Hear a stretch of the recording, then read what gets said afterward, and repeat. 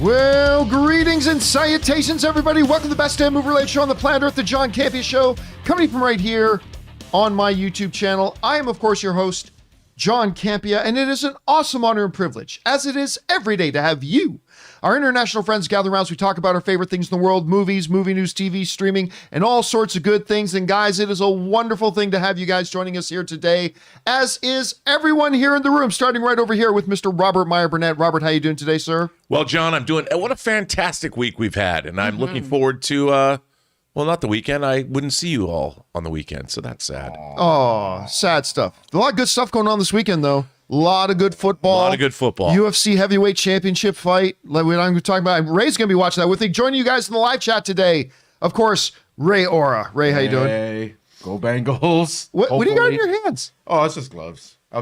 He's representing for the Seahawks. He's representing the Seahawks. Seahawks and Xbox. And sitting beside Ray, Aaron Cummings is here with Joey Bishop. How you Joey doing? Bishop, I'm great. And if you guys are looking for something that is not sports related to do this weekend and you're in the Los Angeles area, I highly suggest checking out the interactive Monet exhibit in Montebello. I write for a magazine called Art Confidential, and I was assigned to cover the installation, and it is incredible. Even if you don't know anything about art, even if you don't know anything about Monet, you will know a lot by the time you leave, and it's really cool. And if you're So interested, the Bengals game, Ray. Bengals taking on the Tennessee Titans. Is that what they're playing? Big game for the Bengals. I'm trying to bring some culture here. I'm trying to bring some culture to our audience. I'll go see that, Aaron. And I highly suggest doing it on mushrooms. There is a VR experience that I was like, oh my God, if I was tripping right now, this would be insane. What about if I microdose LSD? Even better. Okay. Even better. All right. We here at the John Sponsored Campea Show by- do not endorse any sort of recreational drug use whatsoever, of course. However, that being said, listen, before we get into our stuff today, a couple things we should mention. Couple of icons in their respective fields passed away in the last 24 hours. Starting off with Meatloaf, who, like, when I was growing up, I mean, all you ever heard on the radio was, I would do anything for love. Oh, And of yeah. course, there's Rocky Horror. You know, Oh, yeah. I mean, and so he was just an iconic name in the business. He passed away. I believe he was 75. Yeah. He passed away at, and then just before we started the show, we found out Louis Anderson passed away. Now, a lot of people who don't follow comedy or stand-up comedy, stuff like that, they'll remember him obviously from Coming to America. And didn't he host Family Feud for a while too? Yes, I think so. Yeah, he did. Something like that. He was on Hollywood Squares. Was he as on a Hollywood regular. Squares? He had an animated show, Oh, Yeah, yeah, right, Louis. Life with Louie. Yeah, that's right.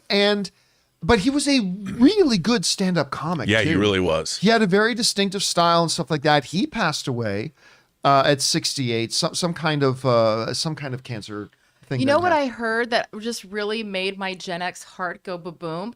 Pauly Shore went and visited him in the hospital. Oh, Isn't that sweet? That I don't know is why. sweet. It's just like super sweet to think of Pauly Shore going and visiting his friend Louis Anderson. And you know what? If you haven't seen the behind the scenes, I think there was like the making of the movie or something on Netflix. I'm probably be butchering that name, but where they go through and they talk about how these iconic movies got made. They did Friday the 13th, etc. They do on Coming to America. It's really great. And Louis Anderson is so sweet Yeah. and self-deprecating, and is just like, I have no idea why they put me in this movie, but it was really fun. And he's just really sweet, and you know, it's really sad. You know, I have to say, too, about Meatloaf, if memory serves, his album Bat Out of Hell, one of the most iconic ever. it came out the same year as Star Wars. Really, I think it 77? came out in 77.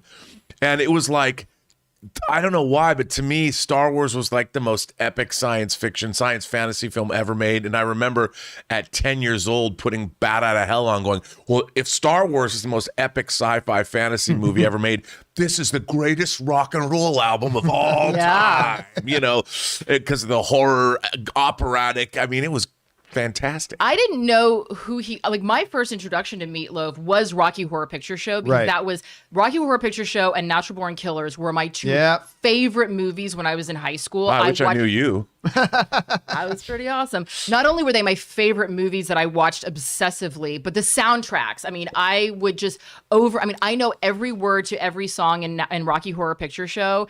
And, you know, and that was how I met Meatloaf. And as a, on screen. So definitely Yeah. left the mark. His name was Robert Paulson. Yes, it was. His name was Robert Paulson. And so, just sad news to hear about both of them passing away. Again, Meatloaf at 75, I believe 75, and Louis Anderson at 68. And all of our best thoughts and well wishes to all those who knew and worked with or were family of either of those two gentlemen. All right, guys, listen.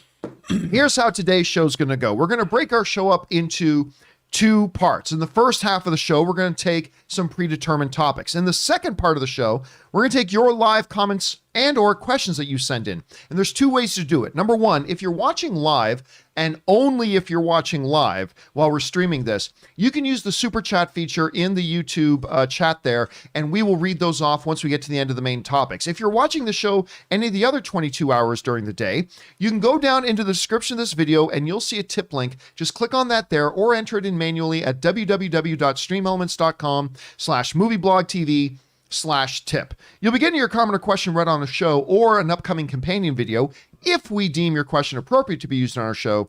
And of course, you'll be supporting our channel at the same time. And all of us here involved with the John Campea Show, thank you guys very much for your support. One other little bit of housekeeping, guys. Want to remind you that if you need your daily fix of the John Campea Show, but you can't be in front of a YouTube video, good news. There is the audio-only version, simply known as the John Campea Show podcast. It's the audio version of this show. Just go to your favorite podcasting app of choice and subscribe to it today, so it'll be there when you need it. And all right, guys, with that down, let's jump into our main questions here today, shall we? And here's how we select our main topics on the John Campea Show. You guys come up with our main topics.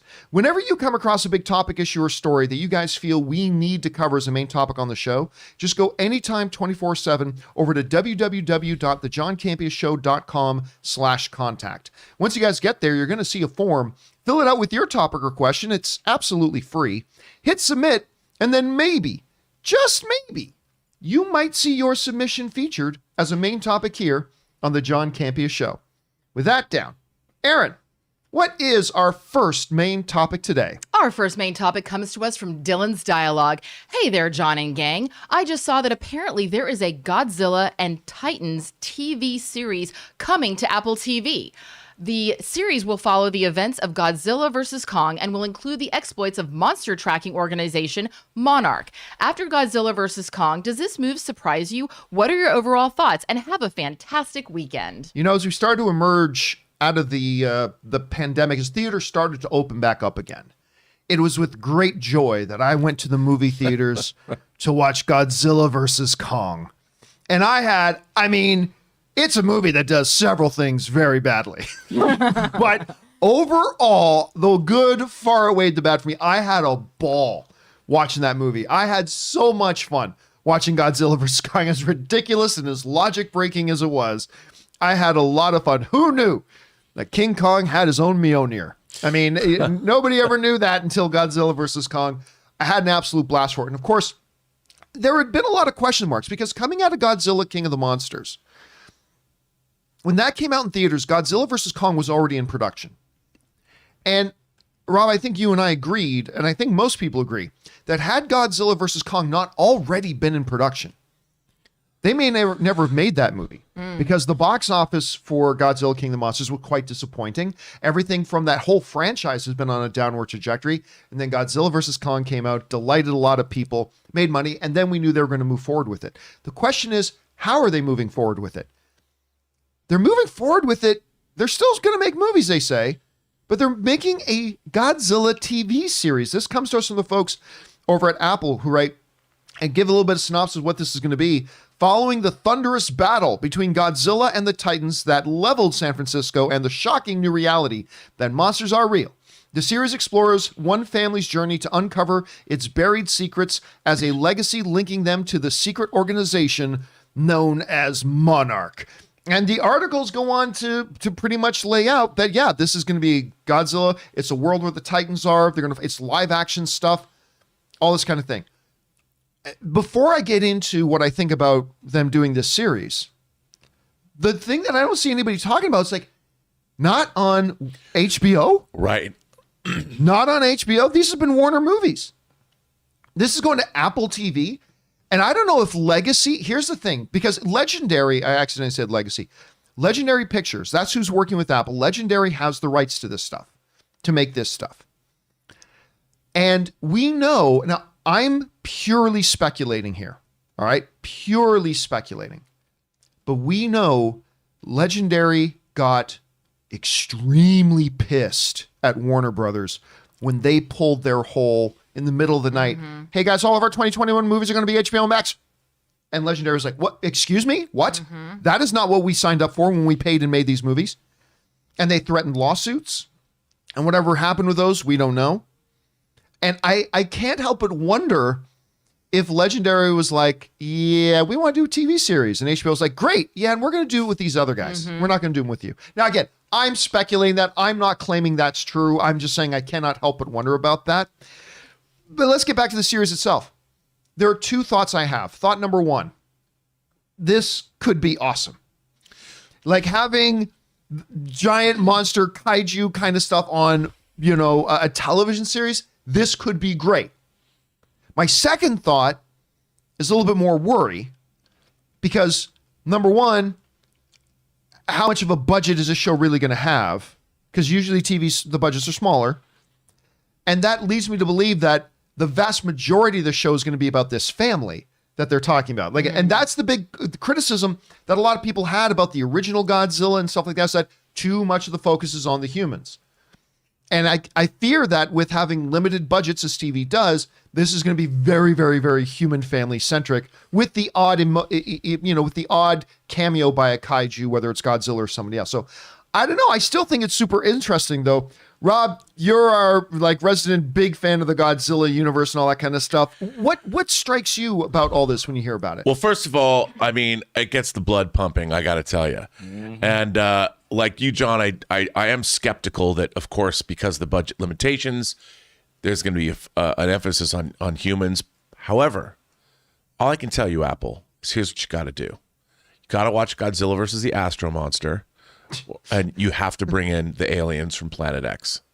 So I'm saying I want aliens in this show. I want aliens to borrow Godzilla and Rodan to solve their Ghidorah problem. I need aliens. Just give me aliens. That's all I want. If you do that, I'll tune in. What do you think about the whole thing of it being on Apple TV Plus? I think you're absolutely right about that. I think that Legendary probably made a deal and said, look, we don't trust you, Warner Brothers. It's the same thing that happened to Scarlett Johansson. Makes a deal with Disney. And just because Disney decides to change their release pattern, that doesn't mean that her contract is suddenly null and void. Yeah. And so this time, if I look at how much money did they leave on the table by putting out Godzilla versus Kong day and date? Yeah. I mean, that could have been hundreds of millions of dollars. Yep. We'll never know.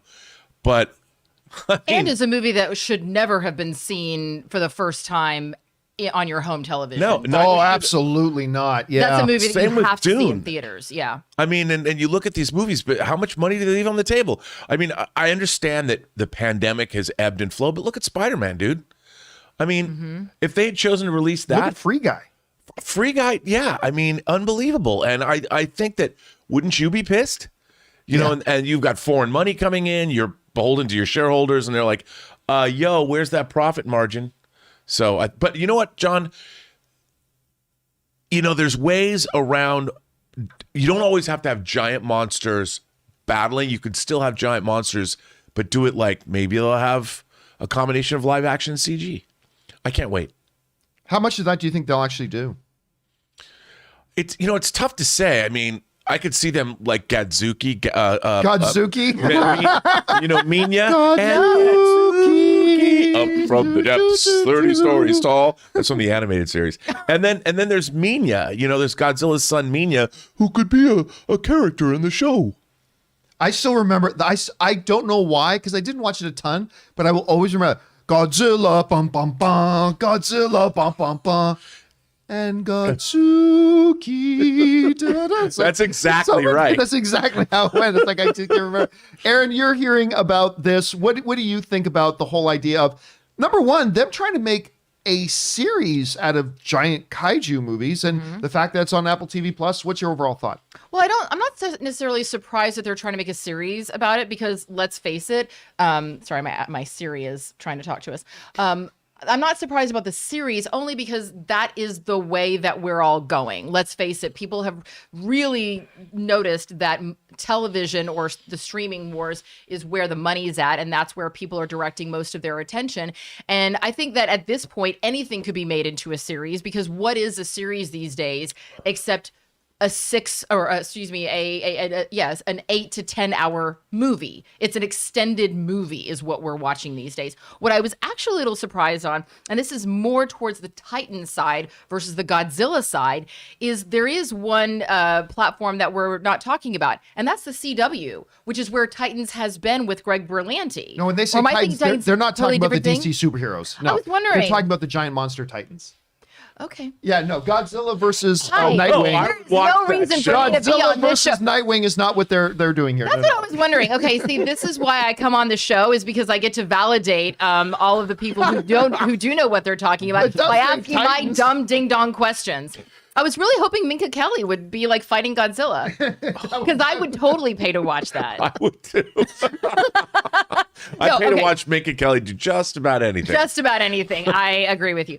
No, in all seriousness, I do think that this is not a crazy move. When we talk about budget, you know, if you look at Apple TV's budget for a show like C, even though that was blown out of proportion and the director is saying, no, it wasn't true, it was rumored that that was about $15 million per episode. And even if it was actually much lower than that, that's still a pretty big ballpark to even be talking about. And also remember, Apple has unlimited funds. Their money isn't coming from sponsorship of their shows. Their money is coming from behemoth Apple. And so they're kind of like, I mean, they're hemorrhaging money. It doesn't really matter for them. I think that they're going to be putting a lot of money into this, knowing that this could be a really great project for them, a really great franchise. And I think it would actually be pretty cool. All right, guys, question is for you. What do you think about all this, about a Godzilla live action TV series coming to Apple TV Plus, not to HBO Max? Do you think they're going to cheap out on it? Do you think this could actually be super high quality? What are you feeling about it? Whatever your thoughts are, jump on down to the comment section below and let us know your thoughts. All right, guys. With that down, let's move on to main topic number 2. Aaron, what is our second main topic today? This comes to us from Alton Wang, the producer of James Bond, has said that Idris Elba has come as the new.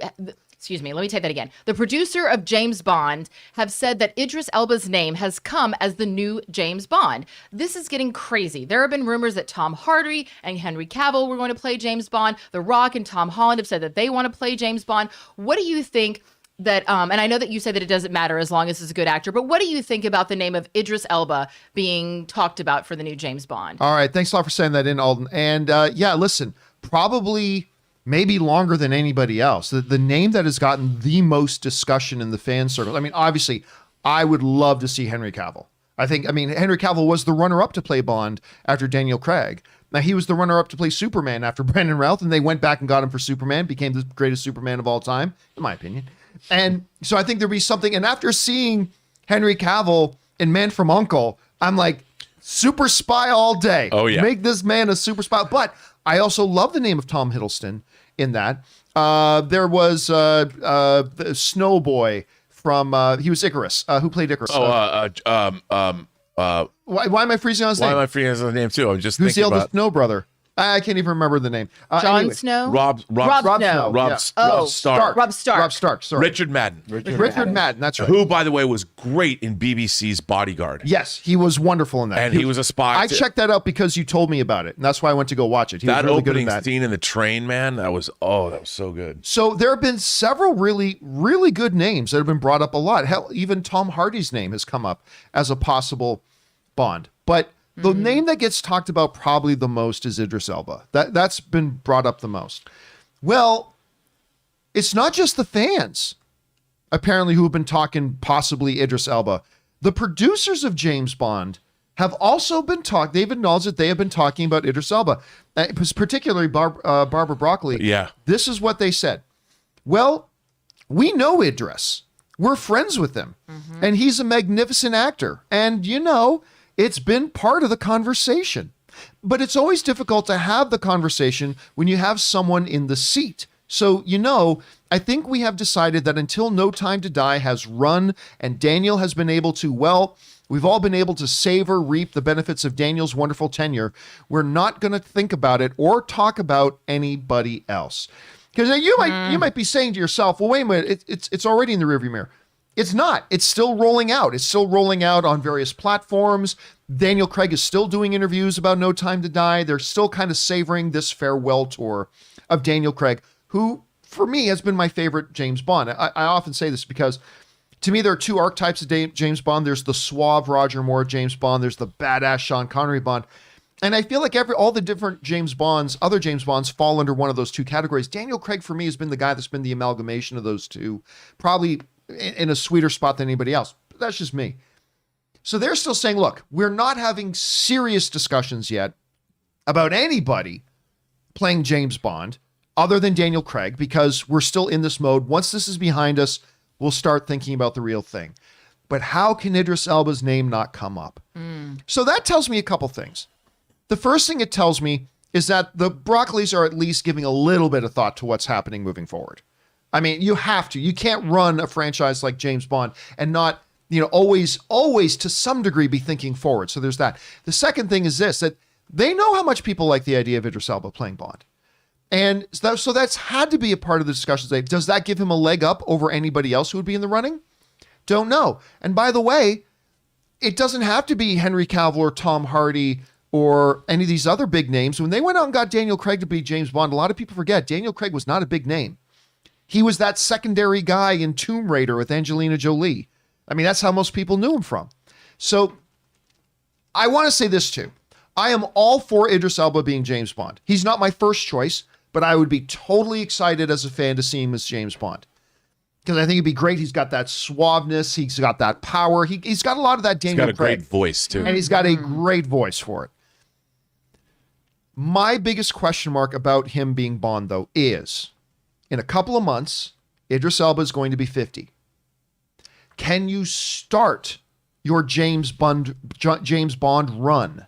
Because we're not just talking about a single one-shot James Bond movie. That's fine. Right. Can you start your era, your James Bond era at 50? And let's face it, by the time they started shooting the next James Bond movie at 51, can you start your James Bond eras at 51? And I don't know if you can. I don't think you need to get somebody who's 20 years old, but can you start like a 12-year run of James Bond at 51? And I'm not so sure about that. Rob, you are our resident James Bond major fanboy here. I think there's a lot of upside to Idris Elba. What do you think about this whole thing, the conversations they're having? What do you think the realistic chances are of Idris Elba being it? And what would you think about Idris Elba being it? Look, I'm a huge Idris Elba fan. I've been a fan of his since he played Stringer Bell in The Wire. I think he's incredible in Luther. Hell, I even liked him as the villain in Hobbs and Shaw. But I think that even if they started pre-production and started writing a script on a Bond film and started shooting, it might be 2 or 3 years since that first movie even comes out. So you're looking at he's going to be 53 years old. The thing about even Daniel Craig started the franchise when he was 40. And, Bond actors have to be agile. They do a lot of stunt work.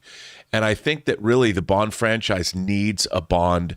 Richard Madden is much younger.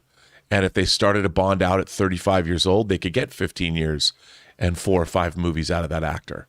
And I think that's what they're looking to do, because they're not just investing in one movie, they're investing in an ongoing franchise. And I just don't know if Idris Elba would be the right choice. By the way, somebody in the live chat just gave a great name for the new James Bond. Danny Trejo. Danny Trejo is the new James Bond. There you go. Aaron, you hear about this. I mean, Idris Elba's a name. I think Idris Elba's, we've been talking about the possibility of Idris Elba being James Bond like years ago when you're doing the show years ago. What do you think about him as a potential name? Do you think he's realistically in the running for this, and how would you feel about it? I would love to see Idris Elba as James Bond, but I agree. I think that if this was a one-off, that would make perfect sense, but we do need to have someone who can maintain the franchise at least for 2 or 3 movies at the minimum. You know, I'm surprised that Ben Platt's name hasn't, been thrown out there as someone. Old man Platt. So our OG viewers will understand that joke. And if you don't get the joke, you haven't been watching this show that long, stick around. You'll get more of them. No, but in all seriousness, I again, love Idris Elba. Would love to see him play Bond. But given that we want someone who's going to be not just going to give us one Bond, but going to give us 2, 3, 4, however many Bonds we can handle, I want to know why we're not talking about Henry Golding. I mean, Golding's name is a name that's come up. I would love to see Henry Golding as Bond. I think that he has the charisma. I think he has the looks. I think he has the youth. I think that he has, and he's at that place in his career where he's known in the industry and well known enough, but he's not a common name. Like if I ask my mom, hey, what do you think about Henry Golding? She'd be like, I don't know who that is.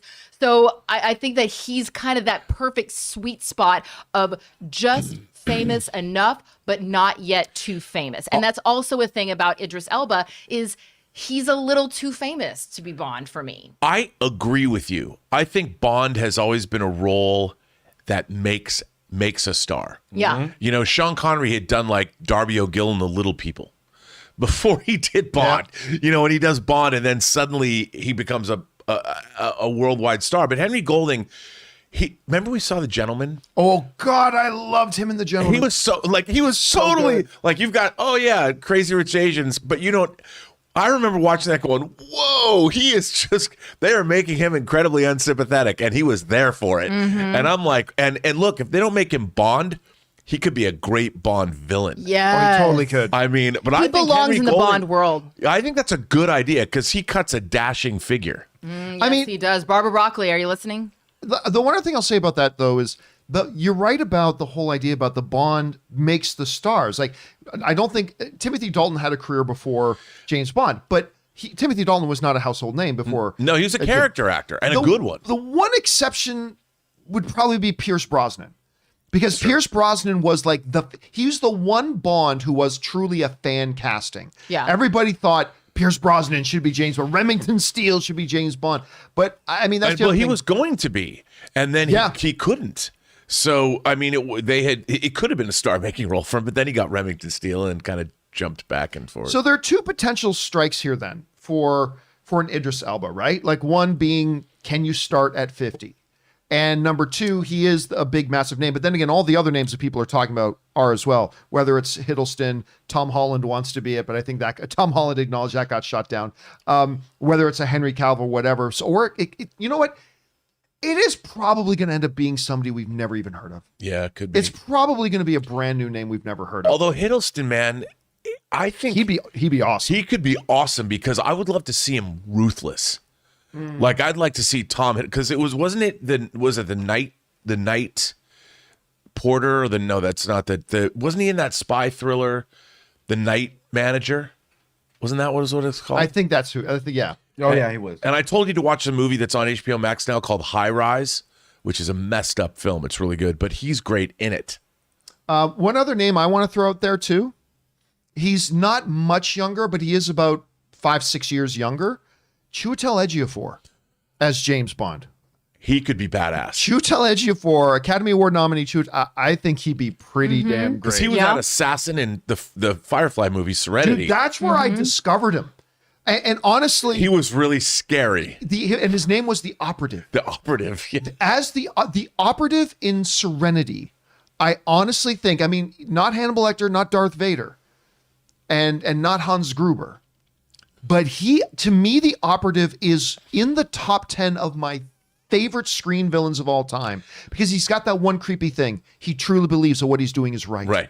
Yeah. Even if it means he's going to hell, he's going to do what is right. I mean, it's just crazy. And ever since then, the 12 Years a Slave and just about everything else he pops up in is amazing. Chiwetel Ejiofor would be it.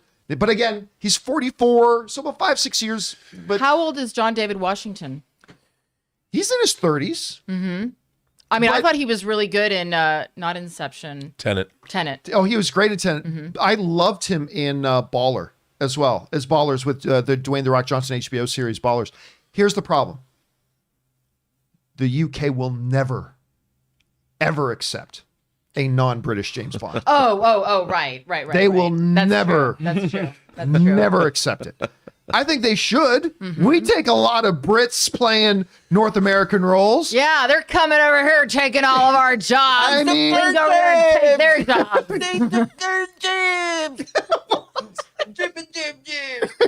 Whatever the South Park thing is. I think they should be totally open to having an American James Bond. Well, you know what? They gave us British accent. Renee Zellweger as Bridget Jones, and they're like, "That's your one. That's your one. That's You the get one no you more. get." You get no more. That's your one." All right, guys, question is for you. What would you think about the idea of a James Bond being played by Idris Elba? The producers have talked about it. Do you think they should totally go for it? Do you think he could still legitimately play it at 60? I mean, my God, he looks great. I can tell you, he can play James Bond right now, no doubt. But can he still be playing it at 62? I don't know. Maybe you think the name's too big. Maybe you think they should go for small name. Whatever you guys are thinking, jump down to the comment section below and let us know your thoughts. All right, guys. Before we continue on with the next main topics, let's take a second and pay some bills here. Guys, it's a new year. It's time to get in shape and do it with our friends at Peloton. We want to take a moment and thank the sponsor of today's video, Peloton. Now look, guys, it's a brand new year. It's 2022. And if you're like me and a lot of other people, you've probably made some kind of fitness resolutions for the new year, as we often do. But let's face it, it's not always easy or convenient or time efficient to get to the gym. It's easy to become bored and bogged down in the mundane of the same old kind of workout routines. It's hard to get motivated with that. But Peloton has your back. Now, of course, we all know Peloton's bikes, the Peloton tread. Ann and I moved into our new house here. And of course, you know that I ordered a Peloton tread because I love my treadmills. But Peloton keeps working out fresh, exciting, and new to keep you motivated in the new year. Because, right now, Peloton is pushing you further with so much new stuff, new classes, new music, new ways to keep you and your workouts fun and motivating at the same time. Now, you guys know me for years. I love just getting on my treadmill. I don't just get on there to jog. I often just get on there to think or do work or do research. I like doing all that. But on top of all that, they have a whole lot of classes that you can do while you're on the equipment at the same time. And listen, going into the new year, they've got a whole bunch of new stuff. For example, they have boxing classes. Peloton is stepping into the ring with you guys with this newest exercise. No gloves needed. You can discover fast, furious, and fun workouts with Peloton instructors right there in your corner on the app. And they're introducing a whole lot more in terms of daily variety in your workouts. Like, it's easier to stick to your goals when you keep your workouts interesting. Peloton's got a workout for every goal, every day, and every mood you might be in. De-stress from a long day with a 30-minute strength and 20 minutes of cardio. Do a quick 15 minutes of a total body class before work. Whatever works for you to stay motivated while having fun with bike workouts, yoga, meditation, dance, cardio, whatever it is you need. And right now, for a limited time, try the Peloton app for free for 2 months. Then it's just $12.99 a month after that.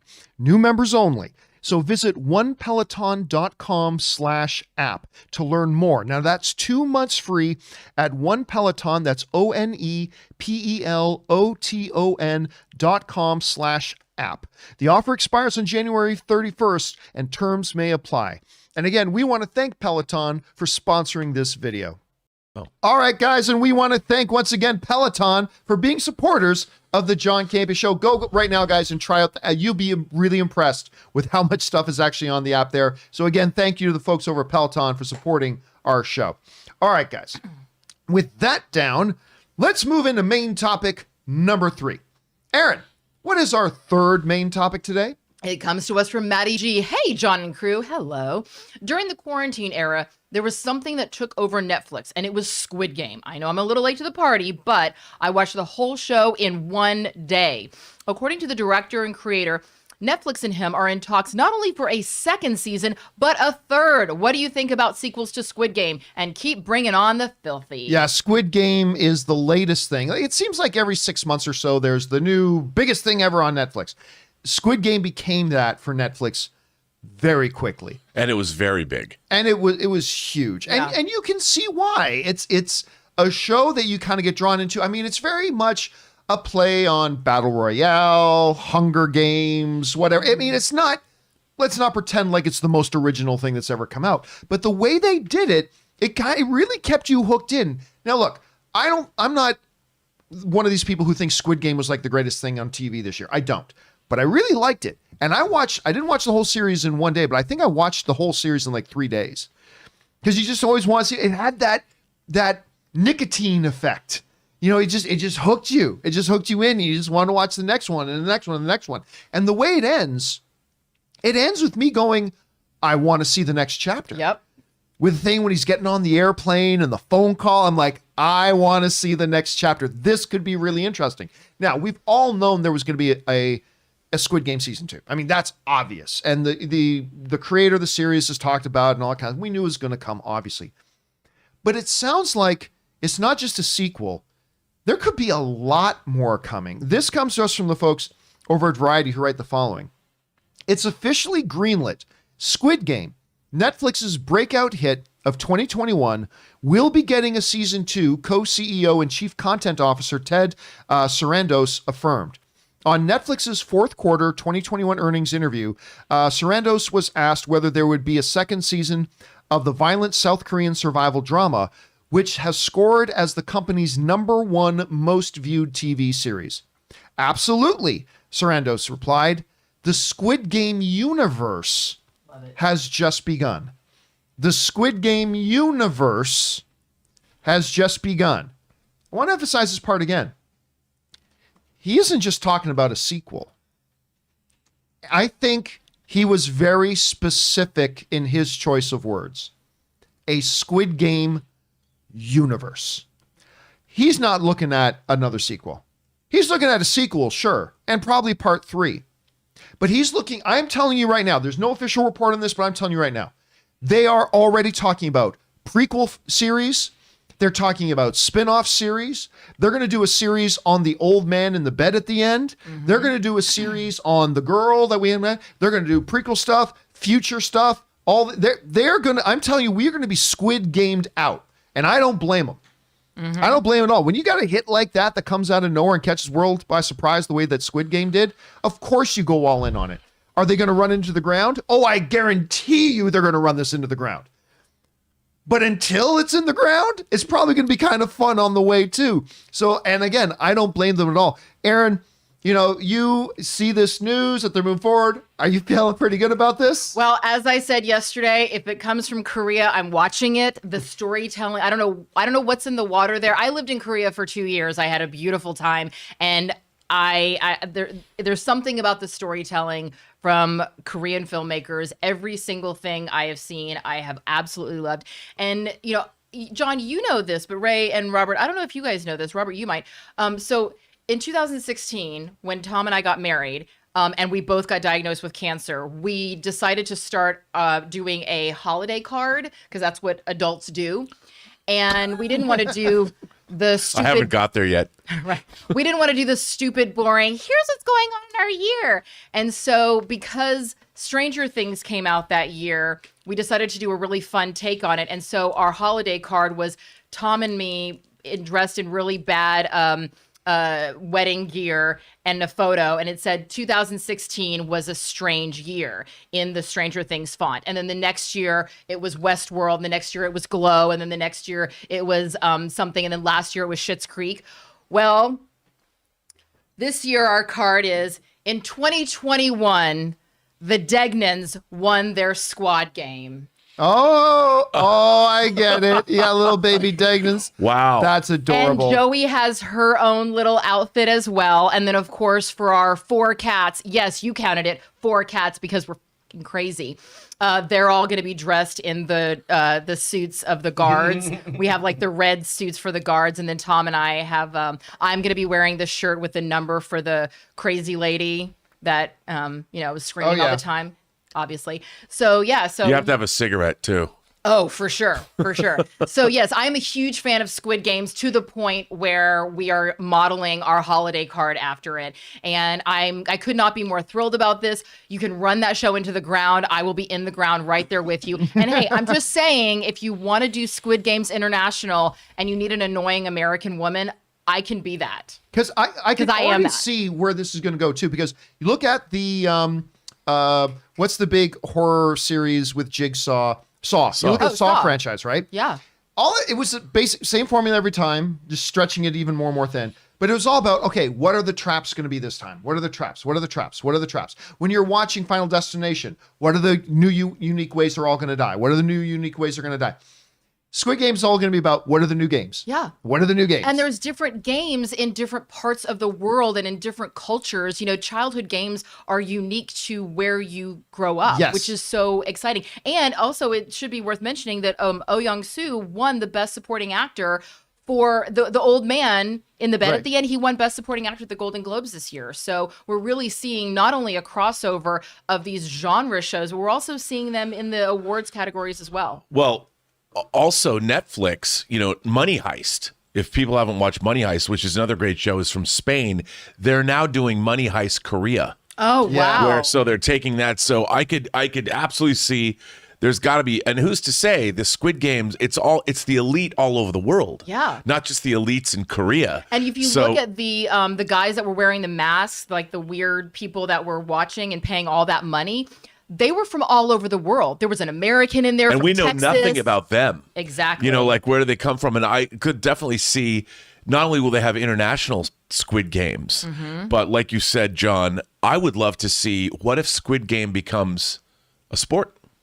Oh. What if they actually do a future Squid Game? Doesn't John Cena already host a show like that? John Cena can host Squid Game. I mean, where people are dying. You're watching it like like the Running Man. Like in the Running Man, how they have people like in 2075. The Squid Game now is the world's biggest event. I thought you were talking. I could actually see them making no. Like the Squid Game universe, like rollerball.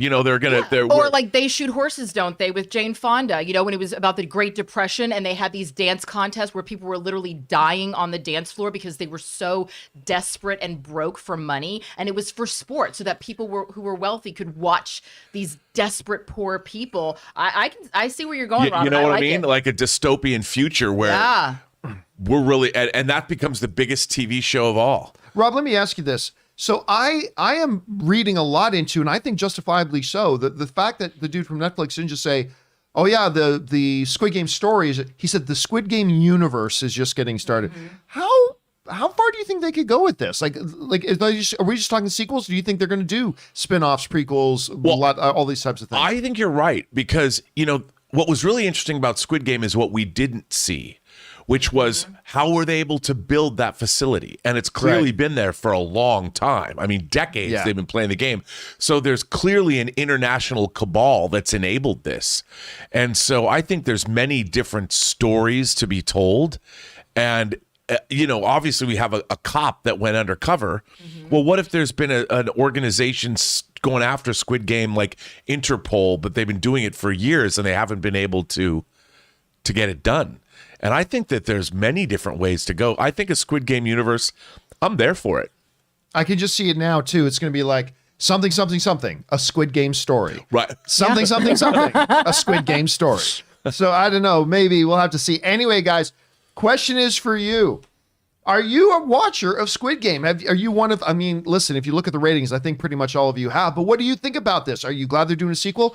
Do you think maybe, guys, just do 1 or 2 more and then let's not overkill it? Or are you like Aaron, you're like, nah, drive it into the ground, do whatever you want to do. However you guys are feeling about it, jump down into the comments section below and let us know your thoughts. All right, guys. With that down, let's move on to main topic number 4. Aaron, what is our 4th main topic today? Our 4th main topic today comes from Ian, who says, "Hi, John, Ray, Aaron, and Rob. Hello. It's confirmed. The Hollywood Reporter has confirmed with Warner Brothers that The Batman will indeed have a runtime of nearly 3 bathroom breakless hours." What do you guys think about this? Personally, I am giddy with excitement. I cannot wait to see this movie after waiting years for this, and I am totally on board with it being almost 3 hours. What do you guys think about this news? Thank you so much for taking my question. Keep up the great work. You guys are the best. No, you're the best, Ian. Thank you so much for that, Ian. Yeah, for those of you who may recall, the other day, we talked about the fact that on IMDb, they listed that The Batman was going to be 2 hours and 55 minutes. Now, we talked about it, but I said, keep in mind as we're talking about this, that IMDb, well, normally is reliable, especially for movies that have already come out. Mm-hmm.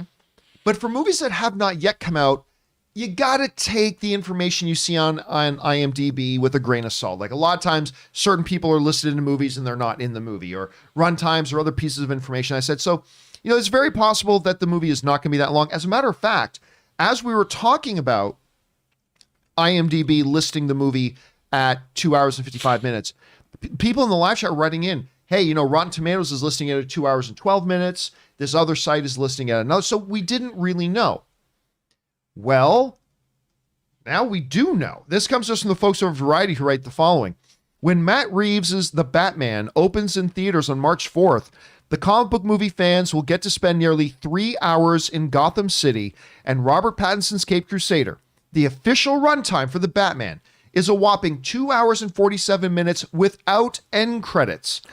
Variety has confirmed with a source close to the film. At 167 minutes without credits, The Batman is set to be one of the largest comic book tentpole movies ever. Now, here's where it's important. Whenever you see the runtime listed for a movie, always, that includes credits. Credits is always included in the official runtime of a movie. So, for Variety to be confirming that the movie is 2 hours and 47 minutes without credits, that tends to suggest that IMDb was right. You're probably looking at a 2 hour and 55 minute movie, which is nuts. And it makes it theatrically the second longest comic book movie in history. Theatrically. Wow. Only behind Avengers Endgame. That's the only theatrical comic book movie ever that it was longer. So they're coming in hot. And they're coming in big with The Batman. By the way, speaking of The Batman, I just got to throw this out there. Yesterday, Ann and I were hanging out in Irvine at the Spectrum Center and walked into the store. And I saw my first official The Batman pop. So I had the Robert Pattinson. Oh, I love this thing. You know what? We're going to give this thing away here. Not today, but we're going to give this away pretty soon. I just love that pop. I want to show it off. Anyway, nearly 3 hours. And all I could think to myself is, oh my God, I cannot wait to watch this with Ray. Ray I don't know how Ray is going to get through this thing. It's tough to get him through an episode of Peacemaker. Ray, you're the first person I got to ask, because I know you are excited about Batman. You are. I am. But what do you think about a 3 hour runtime? I think of all the dark scenes, and that's not going to help. If the whole thing is dark, this movie is working so much against me that it doesn't want me to love it at all. But I'm thinking the worst thing, I'll buy 2 tickets back to back, or maybe one in the afternoon and then one at night, so I could just purposely leave at an hour and a half and then come back and watch the rest. Time it perfectly. Oh, that's a good. No, I'm being honest here. Like, I'm not sure if I'm gonna be able to see the whole thing in one sitting, because there's always a spot in every movie where I find myself dozing off, like for at least 5 minutes until Anne nudges me or goes, So I don't know. How are you able to stay awake when we do this show for 2.5 hours? He's not. I'm not. Have you watched him during the show? He passes out at least 3 times. I'm not. I'm least like 3 times. I'm thinking of sleep, if anything. Thinking of sleep. No, but okay. The 3 hours tells me that, you know how Matt Reeves said before that this was just going to be a one-off. Maybe he needs all those 3 hours to actually tell his story. Well, I mean, I don't think he actually is planning as a one-off because he has signed a multi-film deal. Oh, he did? Yeah, Because I thought we said before that he said this is not a part of the DC. It's not. It's its own separate thing. It's its own separate thing. But Oh, they're so going it's to going to be multiple Yeah, movies? yeah, Oh, yeah. I didn't know that. Okay. provided that it doesn't tank. So and this is bomb a at the box branch office. off from this, but it's not like it's not like yeah, it's standalone it's like not like connected Joker. to the Aquaman world, the Wonder. It's its own living thing. I'm going to tell you this, though. The detective part of Batman is what interests me in this movie, to be completely And that's what he honest. said he wants to emphasize on. The realness of it is going to be cool, I think. There's not going to be anything super about it, you know what I mean? But I don't know. We'll see if I can make it. We'll see. Rob, we talked about this briefly the other day, but it's now tangible. It's done. It's official. This thing's going to be clocking in officially at close to 3 hours, maybe even more than that. We'll have to wait and see. Normally we said this, the longer films usually come later in the franchise. Like as the series progresses, the things get longer. And then when you come to the end of a franchise or a series or whatever, then you got to wrap everything up. So it's longer. He's coming out of the gate hot at nearly 3 hours with the first movie. I said before that tells me he wants to do a lot of world building. He wants to do a lot of, but I don't know. You're hearing it now. It's done. It's official. We know it's true. What do you think about the runtime of this? Well, we were first discussing it the other day. I think this movie is going to have a much more epic quality to it. It's going to be far more engrossing than just Batman fights a villain. I think there's going to be a lot more going on. I think it's going to be more like Godfather-esque. And I don't know anything about the approach, but we know we've got Penguin, we know we've got Riddler, we know we've got Catwoman, we got Commissioner Gordon. So I think this is going to be an examination of a lot of things, not just, I mean, I could see this as a combination of, here's how, in my mind, it's a cross between The Godfather, Seven, and The Dark Knight Rises. I like that. I like that. And Moonfall. Moonfall. And Moonfall. Yeah. That'll be the climax of the movie. They'll all look up and go, wait, what?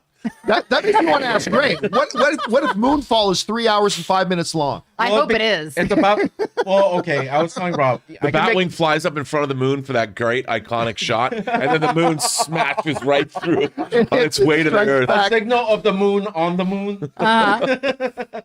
No, it's because Moonfall's about space, and I love space movies. But space natural is dark. disaster. Space is dark. Yeah, Space is and dark, full of terror. That is true.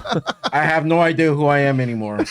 Aaron, let's ask you this. What do you think about the idea of 3 hours? I mean, look, we obviously know there's the legend of Aaron's bladder and trying to sit through Endgame and all that kind of stuff. But really, when you look at the film, what does this tell you about what they're trying to put into it, all that kind of stuff? What are you feeling about this 3 hour confirmed time? Well, I definitely am going to be up for Ray's plan of watching the first half of the movie. And while he's taking a nap, I'm going to go pee. And then we will go back together and watch the second half of the movie. So, Wow. Ray, high five on that. I'm into it. They get 2 tickets out of us. 100%. Like, that's great. So I'm totally into that idea, number one. But I agree with Rob. This really is just going to be setting up an entire universe. As I said on the show the other day, I do believe that they are setting up Zoe Kravitz for her Catwoman Yeah. her standalone film. I just feel it in my bones that that's going to happen. And so we're not just going to see the story about the Batman. That's obviously going to be the emphasis, but we're going to see a lot of setup. And then I think that they probably have very small plans of doing a spinoff or another movie for pretty much all of these characters, and whoever pops the most is going to be the one that they go with. I mean, look at what happened with Harley Quinn. You know, we didn't know how Harley Quinn was going to jump off the screen until fans went ballistic for her. And then they were like, oh my God, she needs her own standalone movie. But I think that because they were unprepared for that, the Harley Quinn movie was not what it could have been. However, I think that right now they're like, all right, any one of these characters could be the one that we get to jump off with. So let's just make some preliminary, put just enough to wet people's whistle on each character and see which one fans resonate with. It could be Penguin. Colin Farrell. Well, actually, HBO Max they are doing a Penguin series with Colin Farrell, so it's already in the works. So that's the thing that the movie is going to establish just enough of Penguin to make us go, oh, I want to watch more of that. Right. I want to see more of that guy. You know, and I think they're going to be doing that with a lot of these characters. So as much as it's going to focus on the Batman, of course, I think we're going to see a lot more development of the supporting characters than we usually would, because they see the opportunities to fork this out. Let me ask you guys, all of you guys, this question here. This brings up a topic we've talked about a few times over the years. And whenever a movie this comes out this close to 3 hours, brings it up again. Back in the day, I mean, before our time, the movie shows used to have an intermission. Yeah, they did. And they got it. I still think there is something to be said about movies that clock in at, say, over 2 hours and 40 minutes, having a short intermission. Because it does a couple things. It gets movie theaters more concession stand sales. Mm-hmm. It gives people an opportunity to run and use the bathroom for these really long movies. It prevents, if I'm sitting there trying to watch a movie, it is honestly less distracting for me to have a short intermission than to have people walking in and out in front of me trying to go out and refill their drinks or going to the bathroom or whatever, stuff like that. I still like the idea for movies that are really long having a short intermission. And I always, whenever I bring this up, I always get the same BS response. Oh, but then I'm taken out of the movie. I'm totally shut. Well, look, when you watch stuff at home, you are answering your phone, you're throwing your burrito in the microwave, you're getting up to use the bathroom. You're fine. And what about commercial breaks anytime that we watch anything on television prior to 2017? And you're always pausing it. You're always pausing and going. I mean, the one big practical drawback, though, for the idea of an intermission is the fact that at 3 hours long, that puts a big strain on the number of screenings you can have per day as it is.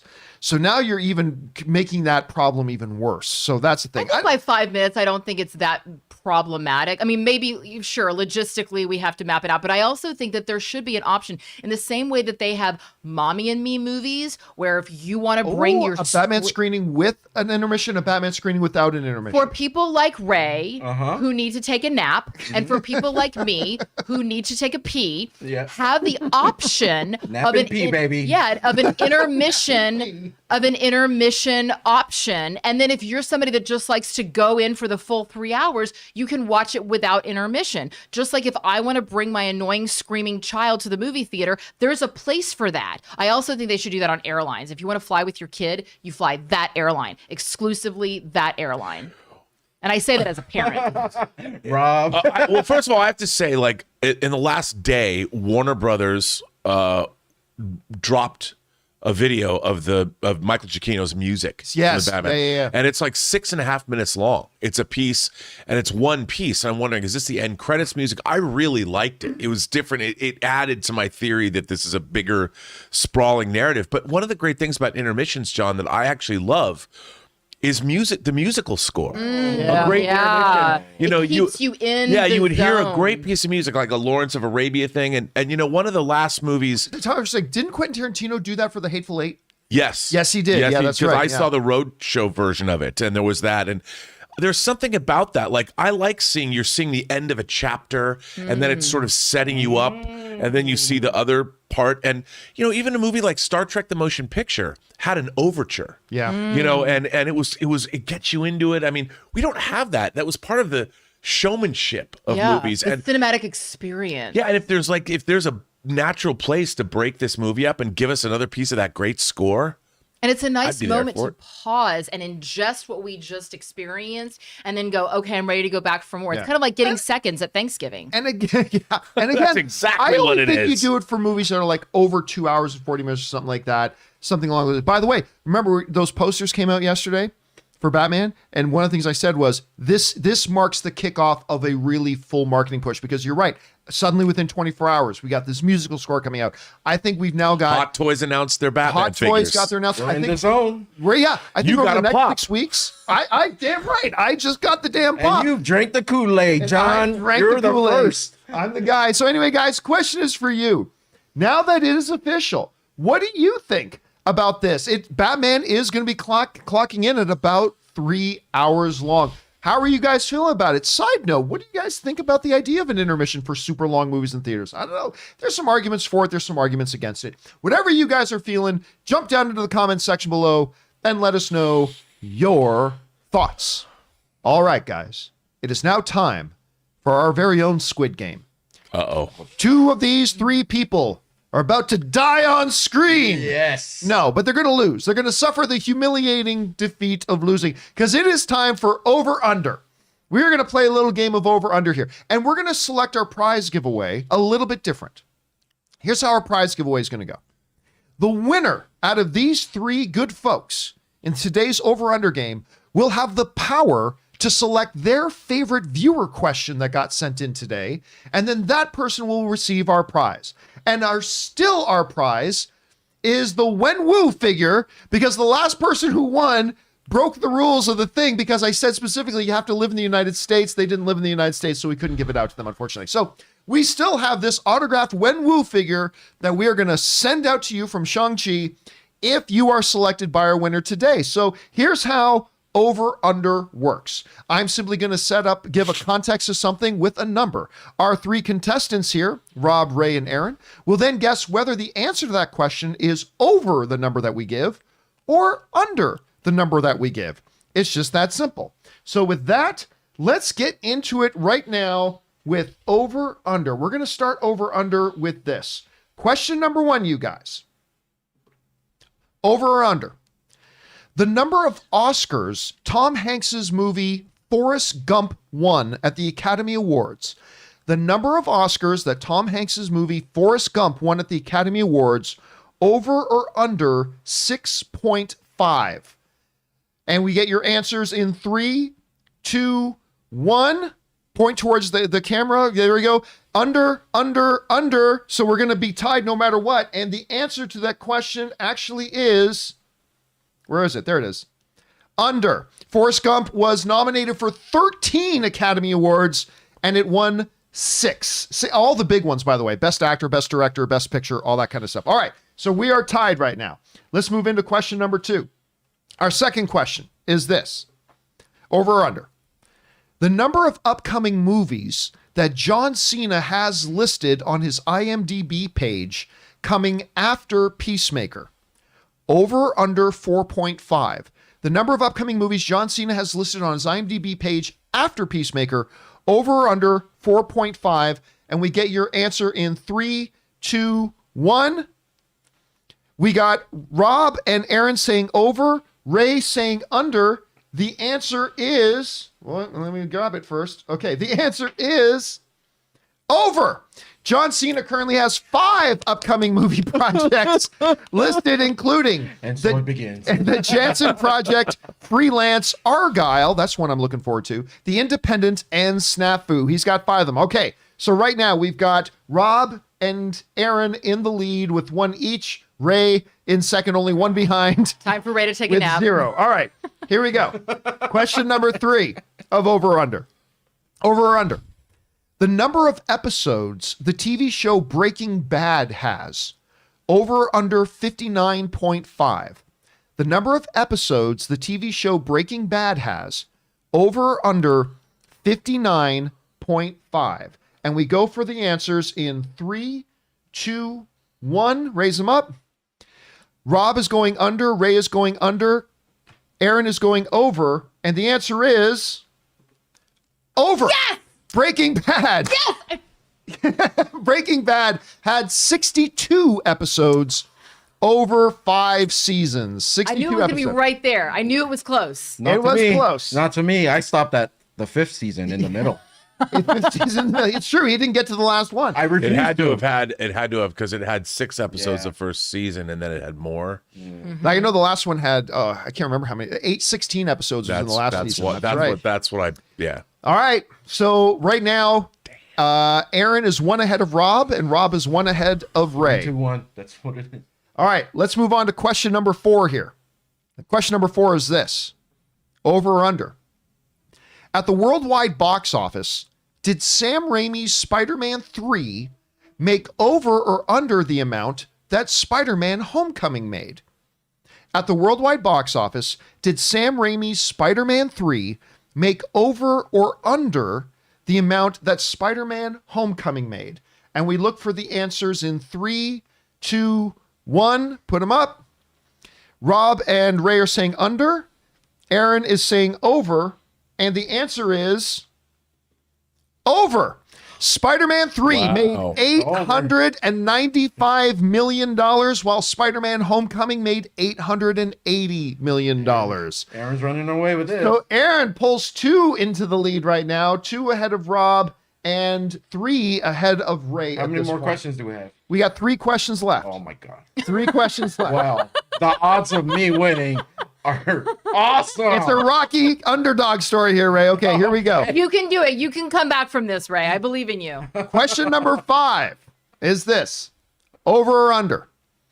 For the 2011 Daniel Craig / Harrison Ford movie, Cowboys and Aliens, how many people have a WGA writer's credit on the film? Over or under 8.5? For the 2011 Daniel Craig Harrison Ford movie, Cowboys and Aliens, how many people have a WGA writer's credit on the film? Over or under 8.5? And our answers in 3, 2, 1. Put them up. Rob is going under. Ray and Aaron are going over. And the answer is over. There are 9 people with writer's credits All right. on Cowboys and Aliens, which might be considered by some to be one of the reasons it wasn't all that great. There you go. That was how I knew. I think that means you win. Yeah, she wins. She wins. That means Aaron wins her very first game of Honor. But you know what? Let's get through. Let's go through the last 2 questions anyway. Let's get through the last 2 Formidable questions opponent. anyway here. Let's see how much of a gap it finishes with. And we're going to go over to question number 6. Over or under. Number of weekends that Avengers Infinity War was number 1 at the domestic box office. Number of weekends that Avengers Infinity War was number 1 at the domestic box office. Over or under 3.5. And we go for your answer in 3, 2, 1. Raise them up. So Ray, Rob, and Aaron are all going over. And they're all wrong. Under. Avengers Infinity War was number 1 at the box office for 3 weekends. What took over? Was it one of the Fast It was either movies? Star Wars Solo which also was number 1 for 3 weekends. I can't remember exactly which one took it over, but it was number 1 at the box office for 3 weekends. So that didn't change anything. So let's go over to the final question. Aaron's already our winner, but our final over-under question for today is number of acting credits that Samuel L. Jackson has on his IMDb page. Over or under 203.5. Number of acting credits that Samuel L. Jackson has on his IMDb page. Over or under 203.5. And we look for our answers in 3, 2, 1. Answer it up. Over, and over. The answer is actually under. Wow. Oh, man. Samuel L. Jackson currently has 199 acting credits on his IMDb page. And our winner in her very first over-under is Aaron Cummings. That means, Aaron, you're going to get to pick what was your favorite question that got sent in by a viewer during our live questions segment here. Fantastic. And they will win our Wenwu from Shang-Chi prize. So there you go. Congratulations. Thank you. This was really fun. That was a tough one. Not fun for me. We tied, dude. I know. I think Ray and I tied, Can we John. combine our answers? I think Aaron Rob? still We wins. still wouldn't win. I think Aaron still wins. Oh Yeah. my God. We got smoked, dude. We got smoked. All right, guys. With that down, we are now going to move over and start taking your live questions. And before we do, I have to admit something to everybody. Boy, did I make a mistake. Because there's usually a point where I turn off the super chat. No. And I did, but it didn't take. And a lot more super chats came in than I was expecting. Oh, well. So we've got a lot of live comments to get to. So before we dive into them, everybody, we're going to take a short break. We're going to refill our drinks, stretch our legs before we dive into this as we round into the next hour of the show. So hang tight with us, guys. Talk amongst yourselves. Run, grab yourself something to eat, whatever you got to do. And we will be right back.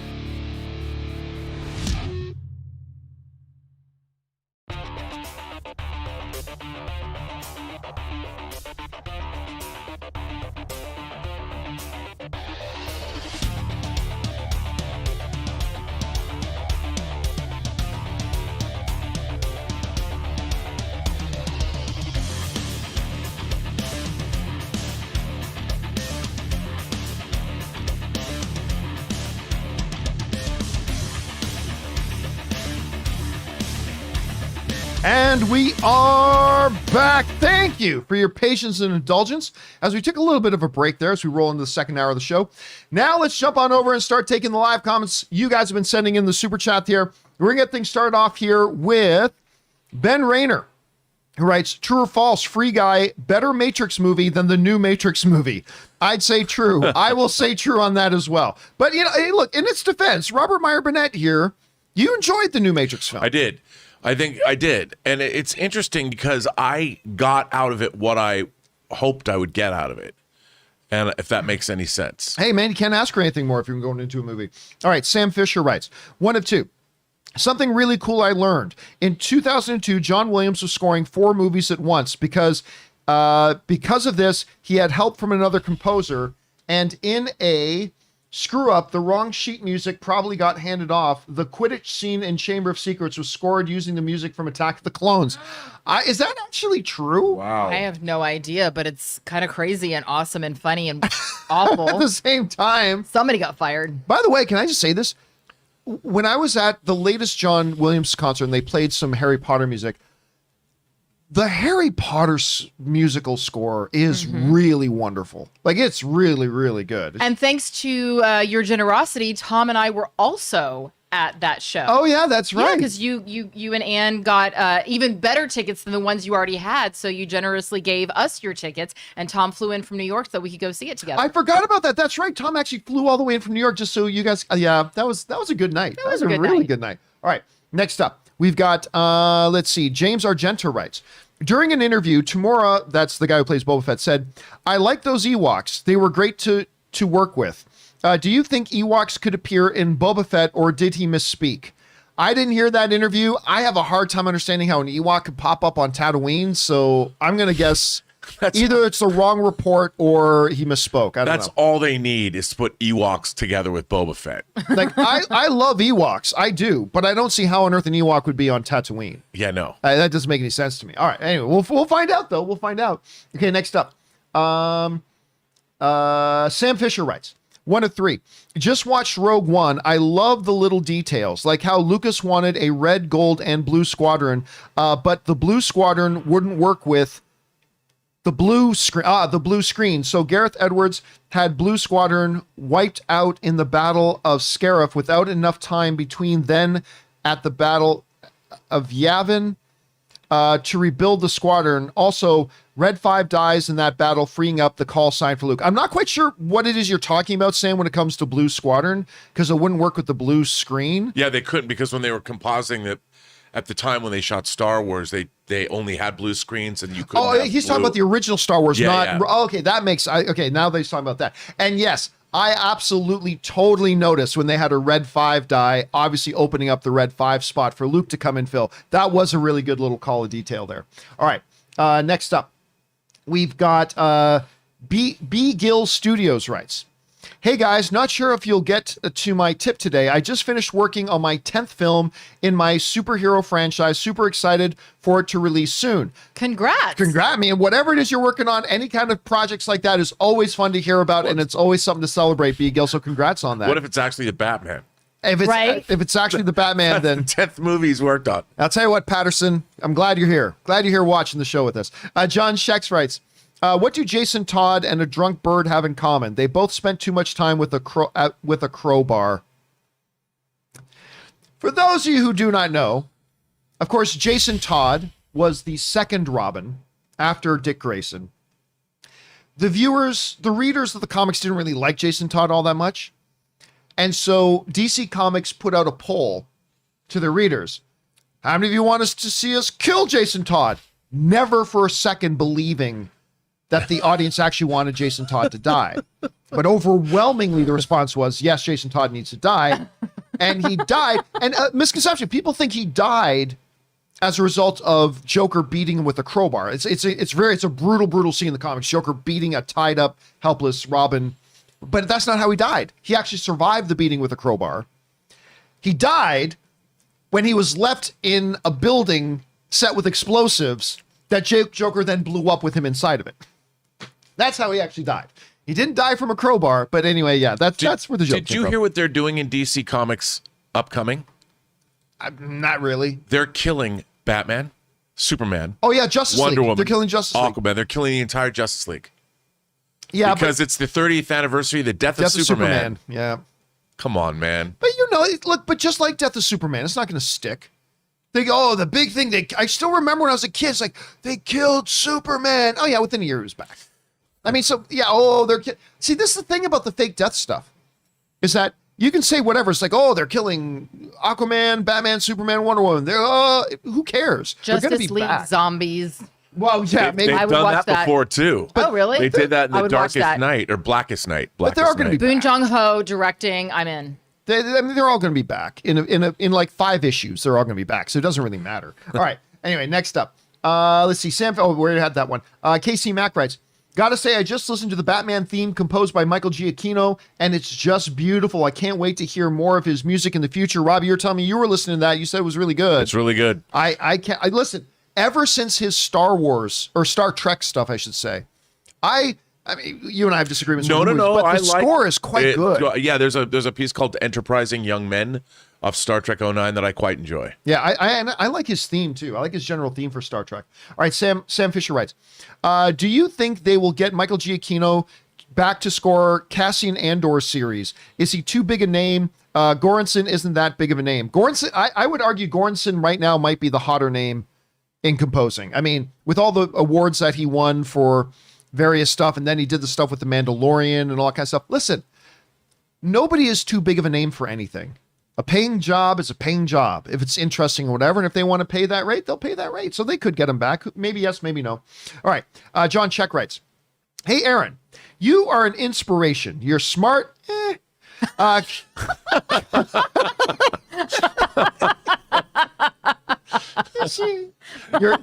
You're smart. You're kind. Intuitive, funny, and absolutely gorgeous. You are a queen. You're a testimonial to how human beings can be perfection." I think someone's angling for that prize. I can't. Oh my God! I didn't even think about that. I mean, as much as I know how to take a compliment, I also know when someone's trying to weasel their way into a special prize. Yeah. John Check, you are so kind for those beautiful words. Now, Is that the same thing you would say to guys at the bar trying to pick you up? Oh yeah, flattery will get you everywhere. Just keep on coming. No, stop it. John Check, I will take your kindness and generosity into careful consideration. Okay. Next up, Sam Fisher writes, "Are Ann and Corey excited for The Gilded Age on HBO, the new TV show from the guy who created Downton Abbey?" Oh, I know Ann is. I haven't talked to Corey about it, but I know Ann. So you got to remember, Ann and Corey, when they would do Downton Abbey watch events together, they would literally, I mean, I'm not going to look up the picture right now, but I've showed before. They would literally put on their tea hats. They would get like crumpets and tea and biscuits. It is actually the cutest thing. And they would lay it out and watch Downton Abbey, sipping their tea, and that's how they would do it. I'm not a fan of that poster that is hanging up at the Tyler AMC. Oh yeah, you didn't like the new Downton Abbey movie, yeah? No, the poster. Yeah, the Downton Abbey poster. Yeah, it's the building that they always show, right? And then it's called Downton Abbey. Yeah, and then. Just everyone's name. What's the name of that building in Downton Abbey? Oh, so it's a building? Downton Abbey? It's a building? Yeah, it's the name of the thing. It's Downton Abbey. Next. Next. All right. Next up. We got Sam Fisher, right? No, that was Sam. Fusilli Boys writes, "The Batman content that is being pushed out right now is so fire, from the Hot Toys Pattinson figure to the theme song. Can't wait to see more. The posters, the new pops. Again, I love this pop. Come on, focus. There we go. I love this pop a lot. And I'm telling you, it's just the start. They're going to be pushing out a lot of stuff in the coming weeks. All right. Federico Jordan writes, "John Cena was recently talking about all the Marvel DC roles he didn't land. One of them being Shazam, which I think he could have pulled off. Thoughts?" I don't think he could have pulled it off. I don't think he's there. Because honestly, when you look at what Zachary Levi does in Shazam, he legitimately makes you believe he is a 13, 14-year-old kid in an adult's body. He legitimately convinces you of that. And not just any 13, 14-year-old kid, because John Cena can just go on camera and act immature. He acts like the kid playing the younger version acts. And I don't know that John Cena was there yet that he could do that. Yet. I think he can get there. But I don't know, Rob, what do you think? You know, I don't, he may be, but I don't think he's a right fit for Shazam no matter what. And I think that he's so good as Peacemaker on this show, even better than he was in the movie Suicide Squad. You know, sometimes you have to take time to develop your career. And I think John Cena became Peacemaker at exactly the right time. And Zachary Levi, like you pointed out, he was wonderful as Shazam. Yeah, he was really great in the role. He was great. All right, let's move on here. Next up, where are we at? We're at Jacob Hirsch, who writes, NGL? Not gonna lie. Oh, not gonna lie. Never said. After Ray's plot description yesterday, I went and watched the Moonfall trailer. It looks like a hot mess, but I am so here for it. Hashtag Team Moon Pleasures. Voila, boy. I have no idea why I said that. I just felt like it. So Ray is actually turning people on to Moon Knight. Moonfall. The Moonfall. I turn people on to Moon Knight. Moon Come Knight. on now. He turns people on to Moonfall. But And I just turned people on. Hey yo! Hey, yo. Wow. Today. We're going to get a double moon in February. Oh, I don't even. Yeah, wait, you wait. and I are going to come outside the theater and moon. That's what I Double do moon. with Tom whenever he's in a bad mood. Like sometimes like he'll be driving out of the driveway and he'll be in a bad mood about something and I'll just like flash him or I'll moon him or something. And because he's so like he's not Moonfall. exactly. He's such a, you know, he's very much like TMI and he doesn't do PDAs and he's always like, okay, stop it. And so I'll just like flash him in public and he gets very embarrassed. Will you do that for us if we all go see Moonfall Oh my God. together? If you watch Sometimes Rob says things. I just wish. Well, she It's said you okay. did it in No, public. the sexual harassment that goes on that I mean, basically the only, not from him to me. Oh no, from me to him. I'm constantly like, hey, if you want me to agree with your opinions, you're going to have to put out, buddy. Oh, wow. You're going to have to work for scale. I need to move seats. That's all I can say. Moving on. All right, next Moonfall, up, baby. Christopher Brickner writes, one of two. Nice show this week. Thank you so much. Good to see you put in more energy and effort than the Patriots on Saturday. Yeah, I just think they forgot. It's like they woke up saying, wait, we're playing football today? It was awful. I mean, if they were going to get smashed, go down. Listen to the Batman song they released. Sorry, that's not Christopher, same color. Like the Steelers last year, hike the ball over the QB's head in the first play, throw 4 picks, go down 28-0 in the first quarter. Make it greatly bad. Yeah, again, there was some great football this week, and there was some not so great football this week, and those are a couple of examples. Scotty H writes, listen to the Batman song they released last night. Reeves said Michael Giacchino wrote it before he did the screen test with Pattinson. It is so good. Wow. I don't not believe that. I mean, it used to be back in the day. It used to be that when the directors would finish the photography of the film, then they'd bring in the composers, see the movie on the screen, and they start to figure it out. But now they can start writing these things. The directors they'll meet with the composers, tell them the feel of all this kind of stuff, and they get working on it like quite early. Based on the scripts, even. Based on the scripts alone. Yeah, so I believe that completely, man. All right, next up. Cam K writes, if there was an Avengers team based on the OG's mantle pass-off, it would be Sam surrounded by chicks. She-Hulk, Jane, Kate, Yelena, Ironheart. Yeah, they did. That's true. Like right now, again, I don't really believe in mantle passing. I just don't believe it. But if they were right now, the original Hulk, we now got She-Hulk. Thor, we're going to have, Jane is going to be Lady Thor. Kate Bishop, Yelena's the new Black Widow, and Ironheart as the new replacement for Iron Man. Well, and Pepper Potts in her rescue armor. If we see her again. Yeah. I would love to see her back. I really would. All right, next up. John Redcorn writes, I wouldn't mind John Cena hosting the Oscars. I don't think he could do it. I'm becoming a bigger and bigger John Cena fan. I don't think he can host the Oscars. It's a tough job. Yeah. I mean, very few people even want it now. And the people who have done it have all said it's just a behemoth. And if it goes wrong, Yeah. Well, I'm not going to say it'll kill your career, but it'll slam the brakes on any momentum you have for a while. But James Gunn did say the reason he wanted to do Peacemaker with John Cena to do the show is that John Cena is one of the most gifted ad-lib actors he's ever worked with. So that Yeah, but the I don't know if Oscars that is helps not with an the ad Oscars. lib. Yeah, I don't know if That's that not an helps ad with the lib. Oscars. The patter is so Could be fun, though. perfected. Oh, it could be really. It could be great fun. All right, let's move on here. An Next up. unscripted Oscars. Unscripted Oscars. I think that was the James Franco version. Yeah. KC Mack writes, John and crew, who do you think is likely to pull up the big upset this week? In my opinion, I think Rams have a big chance to knock out Tom Brady and the Bucs. I wouldn't even consider that a big upset.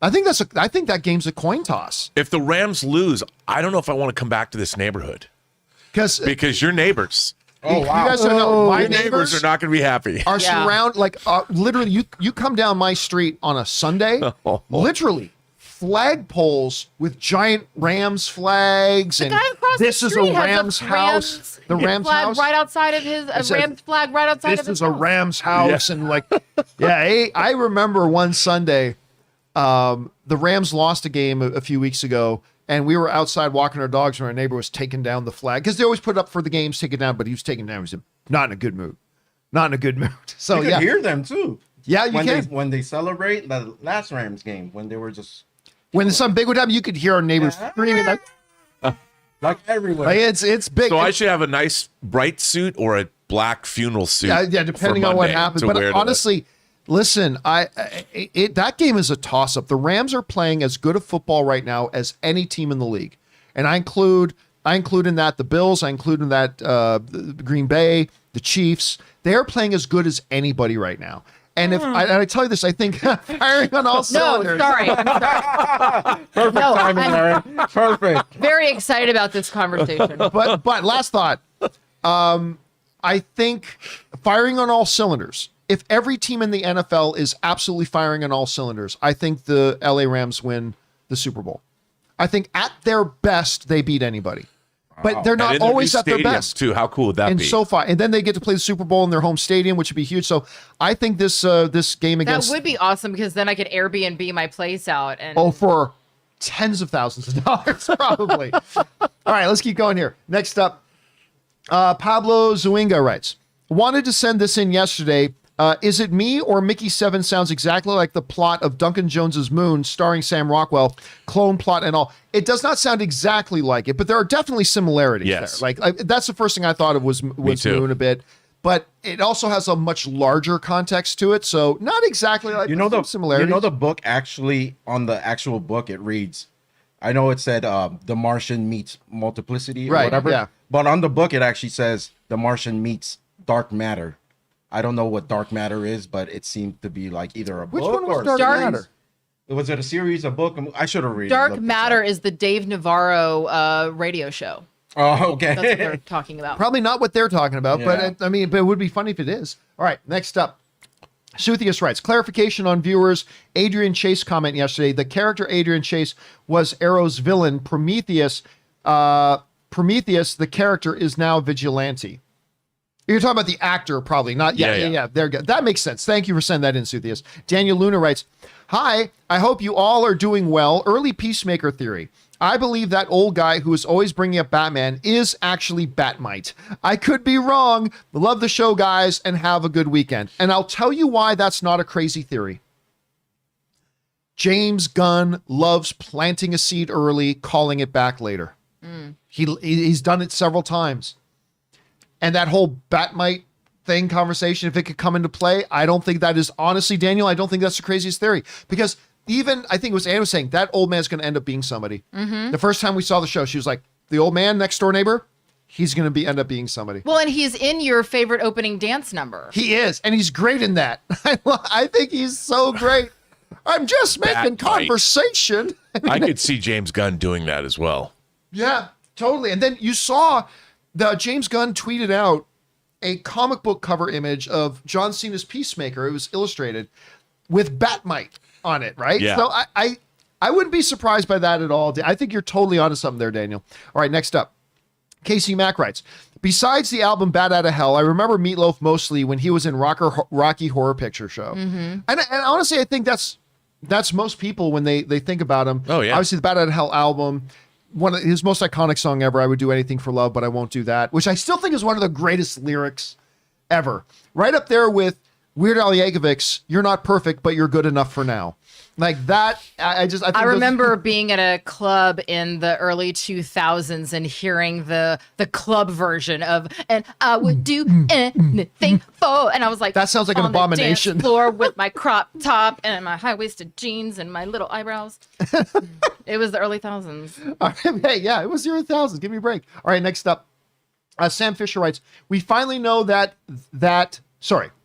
we finally know what that was in the Meatloaf song. It was the year 2022.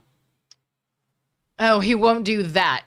I would I do anything won't for do love, but I won't do 2022. 2022. He's like, peace out, I'm done. No, this is not Meatloaf standards. I'm out. I don't blame you, We got some Meatloaf. breaking news, John. Oh, breaking news. Hollywood Reporter, thanks to the chat, Mission Impossible 7 and 8 are delayed again. Mission Impossible 7 was supposed to open September 30th, 2022. Now it's going to open July 14th, 2023. Whoa. Wow. And 8, which was supposed to open on July 7th, 2023, is now opening on June 28th, 2024. So almost like a full Wow. year. They really, I mean, they pushed frickin' Top Gun. They pushed it a while. Oh man. Did they say? Are they reporting what the push is for? Several moves. Concerns of COVID. Okay. That's it. That's all it says on Hollywood Reporter.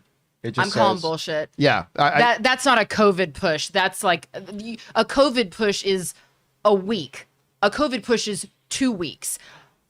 That's like, well, I mean, unless they're talking about production, like they just can't get. Maybe they're just they just can't get production going again, and they're going to be too far behind schedule. I mean, I don't know. But Mission Impossible, they've been able to edit, as they went along. That's from September to, it said September to July, September of 2022 to July of 2023, or June of 20. One of the two. Yeah, that's a huge push. That's yeah, that's like what, a 9-month push. That's a 9-month push. That's not a COVID thing. Unless they're like, I know they figure September's the latest they want to go, and they're thinking we don't want to release this movie in a November, December, January, February. We want this to be. We want this to be the summer blockbuster, Yeah. and we're just going to make this. Or they might do reshoots or something. Yeah, or we'll maybe talk they figured about out this more on Monday when we have more information and details. But that sucks. Wow. Thanks for breaking in on that, Ray. But we All do right. get Top Gun Maverick.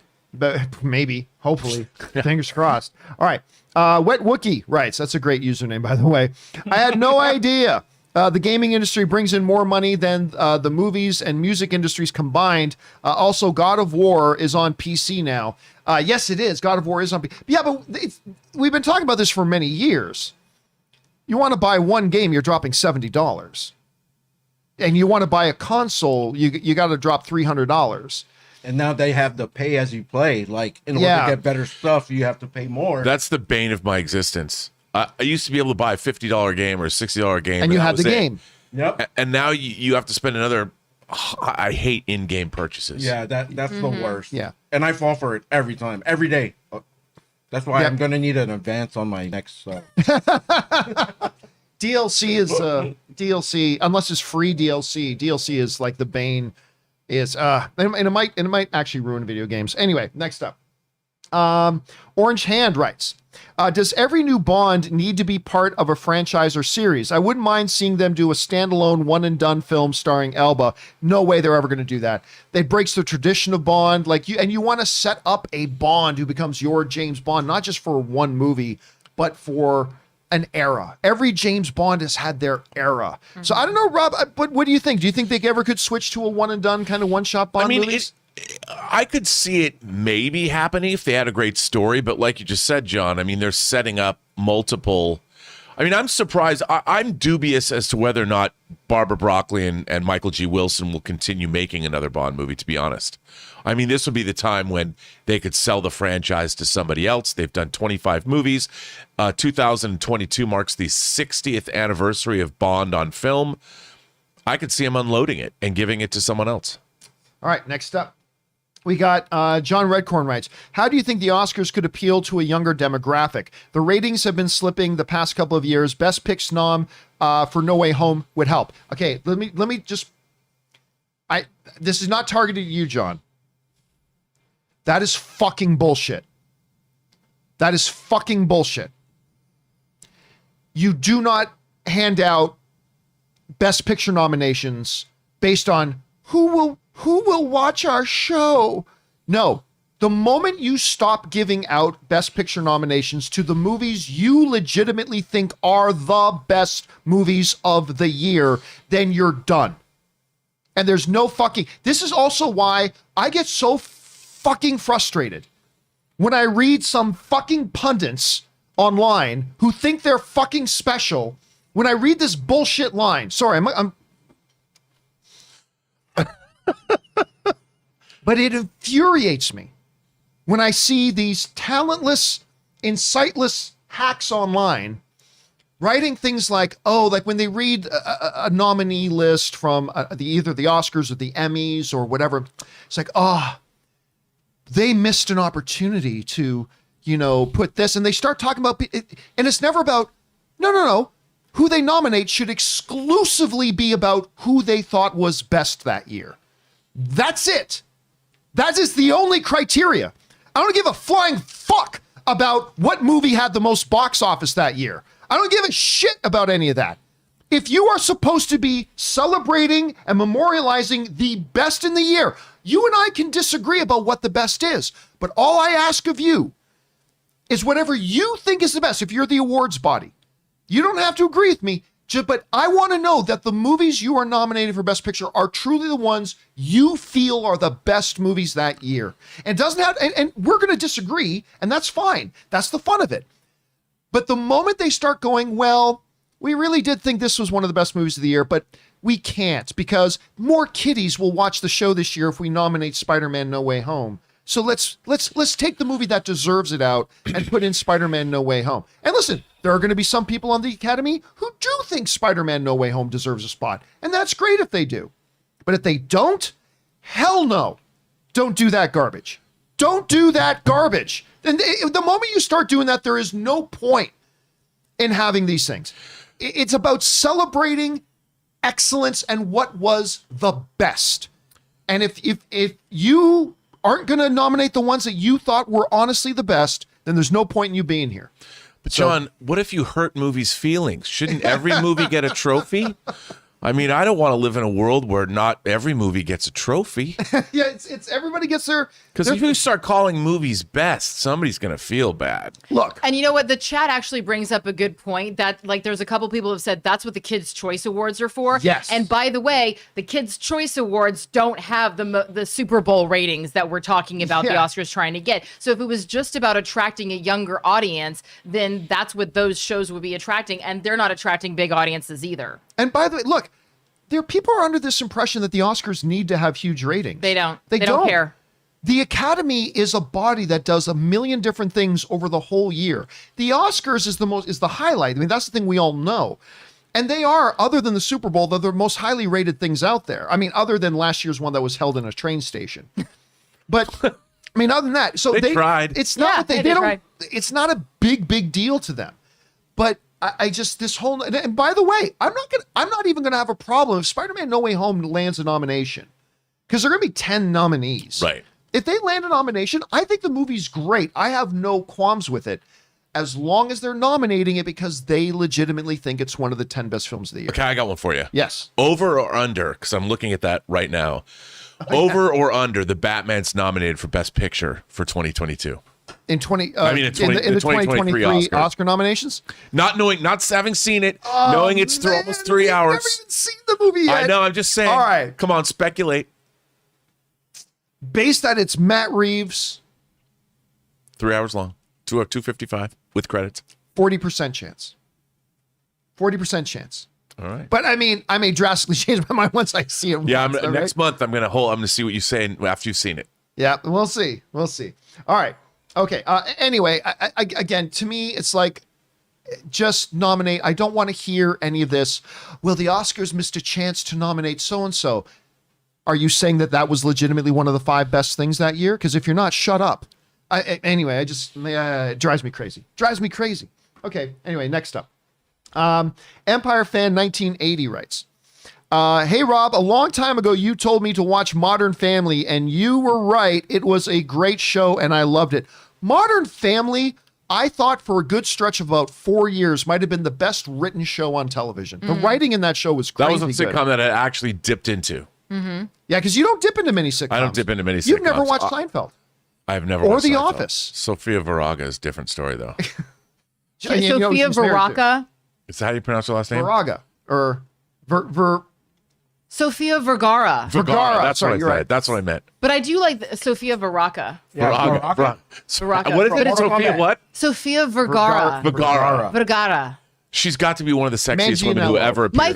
My favorite monologue that she gave in that was when she said I'm paraphrasing, but she had this monologue on the show where she said, people think I'm dumb because of the way that I talk. Don't you realize that in my mind, I'm actually translating everything that I say before I say it? I'm actually listening and speaking in 2 languages right now. Oh. And I was like, you're fucking right. You are. She's a great comedic actress. Oh, she's very funny. Yeah, she's very, very funny. For Vergara. Tom and I have a deal that if we ever met Joe Manganiello and Sofia Vergara, we would have lunch with them. Boom, chicka, bow, bow. Would you have their egg salad sandwich? Yeah. What does that even mean? I don't know what that means, but you just made it sound really fucking creepy. Yeah, you did. I will never eat egg salad sandwich again. Next up, My Comic Planner writes, R.I.P. Louis Anderson and legendary singer Meatloaf, 2 brilliant souls with big hearts. And again, for those of you who missed it, we let off the show this morning talking about the passing of these 2 on the same day. Really sad to hear about all that. Guillaume Lebel writes, hyped as hell for the Batman, but movie theaters are still closed in Quebec. And we don't know for sure when it'll reopen, getting a bit worried. Well, I mean, look, the good news for you is the fact that it's still like 6 weeks away sucks. But the good news is for you in Quebec, it's still 6 weeks away. So here's hoping between now and then the theaters will be open. You'll be able to go and see it, Guillaume. All right, next up. Tanos writes, in the 1990s, Cameron wrote a 57-page treatment for a Spider-Man movie. He had the rights to it. Later, the deal fell through. The only thing the kept from his ideas was the organic web shooter, which wasn't even really his original idea. You can read more and see his amazing art throughout his life. Get the book Tech Noir, The Art of James Cameron. And yeah, we've talked a lot about that on the show over the years, about the fact that whenever you talk about Spider-Man, James Cameron had a Spider-Man movie he wanted to do, and they were all set up to do it.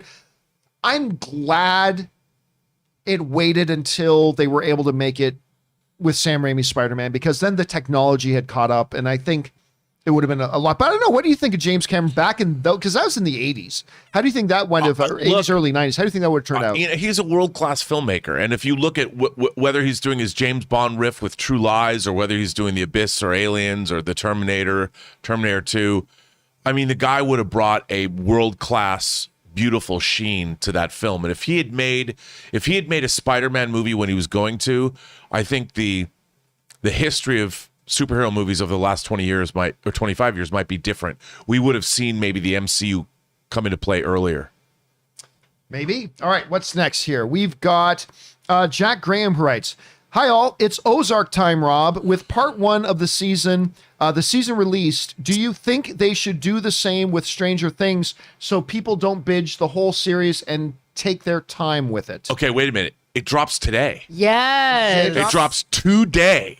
It means it dropped at midnight. Oh, I'm so excited. OMG.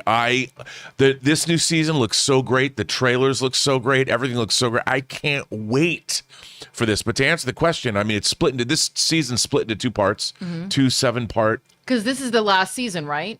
Yes. Did they announce that? Mm-hmm. I think it's 14 episodes, so it's 2 7. I hope people go check it out because it's great. As far as the whole idea about should they release it half at a time, I told you guys years ago, you're going to start seeing Netflix experimenting with this.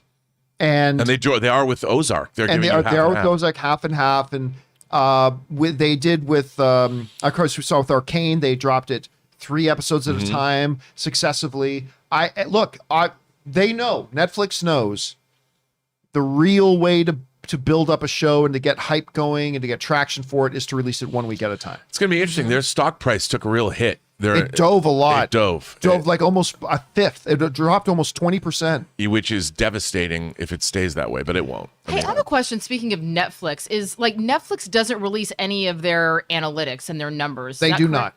Okay, so how is it that Forbes just because Leslie Ann Brandt, who's a friend of mine, and I follow her on Instagram, of course, she posted that Forbes magazine said that Lucifer was the most binged show in the world. And I'm like, how do they know that if Netflix doesn't release their data? There are third-party companies like Samba and a couple of others that have their own, like they'll put in boxes and monitor stuff like that. And so they'll extrapolate that and come up with things. So that's where it doesn't come directly from Netflix, though. Okay. Well, congratulations, Lucifer, for being the most binged show of 2021. I love that show so much. I wasn't huge on the final season. I mean, I still liked it very much, but it was probably my least favorite season of the show. All right.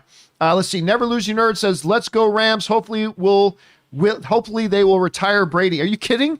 The dude is 44 years old, and he won the triple crown in quarterbacking this year. 44 years old, and he led the league in completions, yards, and touchdowns. He's retired already. At 44 years old. He's retired. Is he going to get the MVP of the year? It's between him and Rodgers, and it shouldn't be. Like it's ridiculous that there's even a discussion. When you lead the league in completions, yards, and touchdowns, you're the MVP. The only reason there's some discussion about giving it to somebody else is because but he's won so much. He's got 7 Super Bowl rings. It shouldn't matter. Shouldn't matter. He was the best player this year. And he's 44. And he's 40. He's doing it at 44. So he ain't retiring. All right, next up.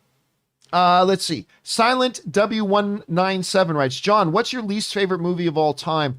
Well, I mean, I have the unholy trinity of the worst wide release Hollywood films of all time, which are Catwoman, Highlander 2, and Battlefield Earth. So you can take your pick out of any of those 3. Do any of you guys have a worst film of all time that was a big wide release Hollywood film? Sheely? Really? Giggly? I didn't think it was that bad. I never saw it, actually. I thought it was bad. Don't get me wrong. I think it was bad, but I didn't think it was that bad. I've only walked out of one movie in my entire life, and that was the pseudo sequel to the Rocky Horror Picture Show, Shock Treatment. I've always been curious to go back and revisit Shock Treatment. I couldn't take it. What about you, Ray? You got like a least favorite? I love every movie I watch. I'm sorry.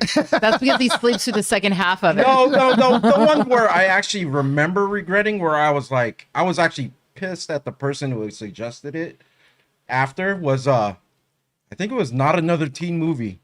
Oh, that's a good one to put on there. So with mad a young Chris Evans. I didn't want to go in the first place, but then they're like, "Come on, go," and then that's a good one to put on there. And then I was like, "Come on." All right, let's keep going here. Next up, we have Suthius writes, Gigan. Also, Jet Jaguar, please. Gigan. And Sorry. Jet Jaguar. I didn't know what he was talking about for a second until he said Megalon with Jet Jaguar. All right, Life Bricks writes, "Hey, John and crew, have any of you heard any news on the Walking Dead movie that has supposedly been in development for the past 3 years?" None. I've heard, because wasn't going to focus on Rick? Yeah. It was going to focus on the Rick character because he supposedly died in the series, but you find out he didn't really die because he ends with him flying off in a helicopter or something like that. I've heard nothing. I'm not going to lie to you, too. I've tapped out on Walking Dead. Like, I tapped out before I tapped out a few years ago. But no, I have not heard anything the moment we hear something. It's like the Deadwood movie. Like the series was great, but then you come back for the movie and you're like, Yeah, that was funny. Everybody was so excited about the Deadwood movie, and then it came and went, and nobody talked about it at all. Yeah. All right, John Redcorn writes, "No, I don't want the Oscars to turn into the Kids' Choice Awards, but could they get casuals excited for the show? It feels like interest has waned a bit." Well, I mean, again, it doesn't matter. I mean, who cares? I mean, I'd be perfectly fine, too. Like, look, the Oscars to me are my favorite day of the year other than Christmas. I like it more than my birthday. I like it more than my anniversary. I like it. I mean, the Oscars is my favorite day of the year. But if they had a 10-minute ceremony where a guy came out, here are our nominees, here's our winner, congratulations. Here are our nominees, here's our winner, congratulations. If they just did that, I'd be fine with that too. But they'd put a lot of pomp and circumstance into it. It's a big thing. And listen, everybody talks about nobody watches the Oscars. It's still the number one watched thing of the year, other than Super Bowl or anything like sports. And also, if you think about it, like, I mean, speaking of sports, let's talk about the ESPYs. The ESPYs are a really big deal if you are part of the world of sports Yes. or you care about the world of sports. And the Oscars are always going to be a really big deal if you are part of the world of entertainment or you care about the world of entertainment. And the fact that if your movie gets nominated or wins an Academy Award, it has a new life. So a movie that came and went and maybe people didn't see it, all of a sudden a movie like Parasite Yes, got gets everybody's nominated attention, yeah. and wins, and all of a sudden everybody's like, whoa, whoa, whoa, I've never even heard of this movie. And so all of a sudden it has a new life. So regardless of whether or not people are viewing the Oscars, people are talking about the Oscars, and that is a big deal. Another thing is the Oscars matter around the world as well. Yeah. And people forget that Hollywood, one of our greatest exports in America, is our pop culture. And we tend to only think about these rating terms in terms of domestic ratings.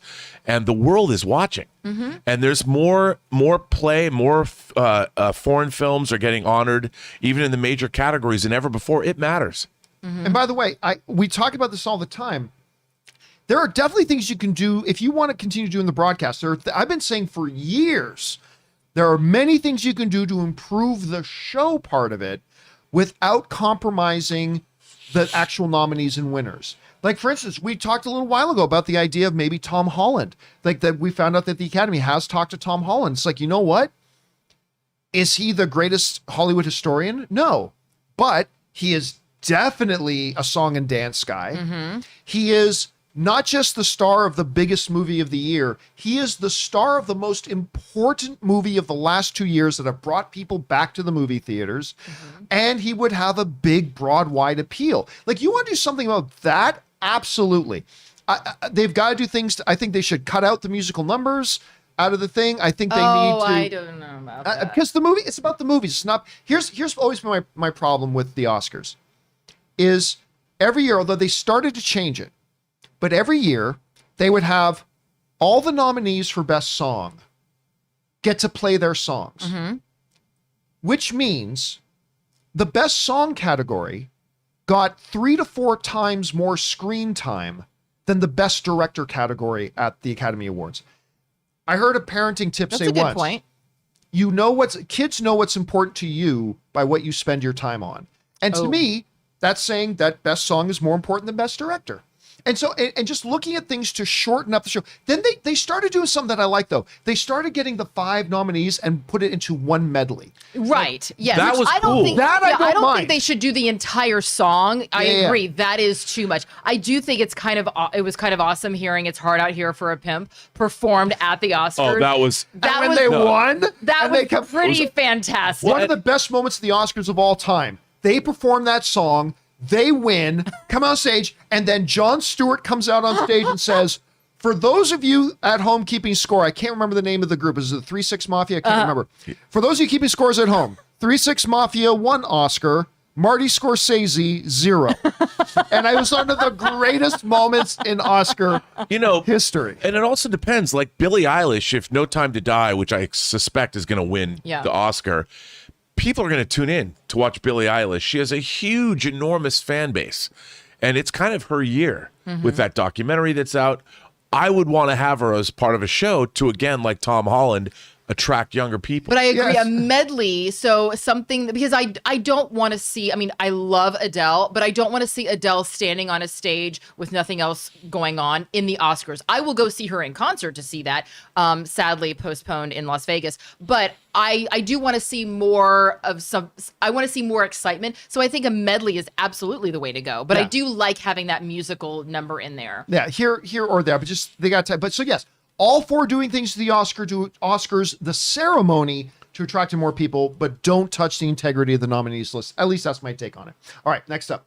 My Comic Planet writes, Deadline reported that Bob Chapek's salary doubled last year to $32 million. Yet it's reported Disney wants to fight to keep cast members' pay at only $15 an hour. SMH. Listen, I'm going to say something you Shaking don't think my I'm going head. to say.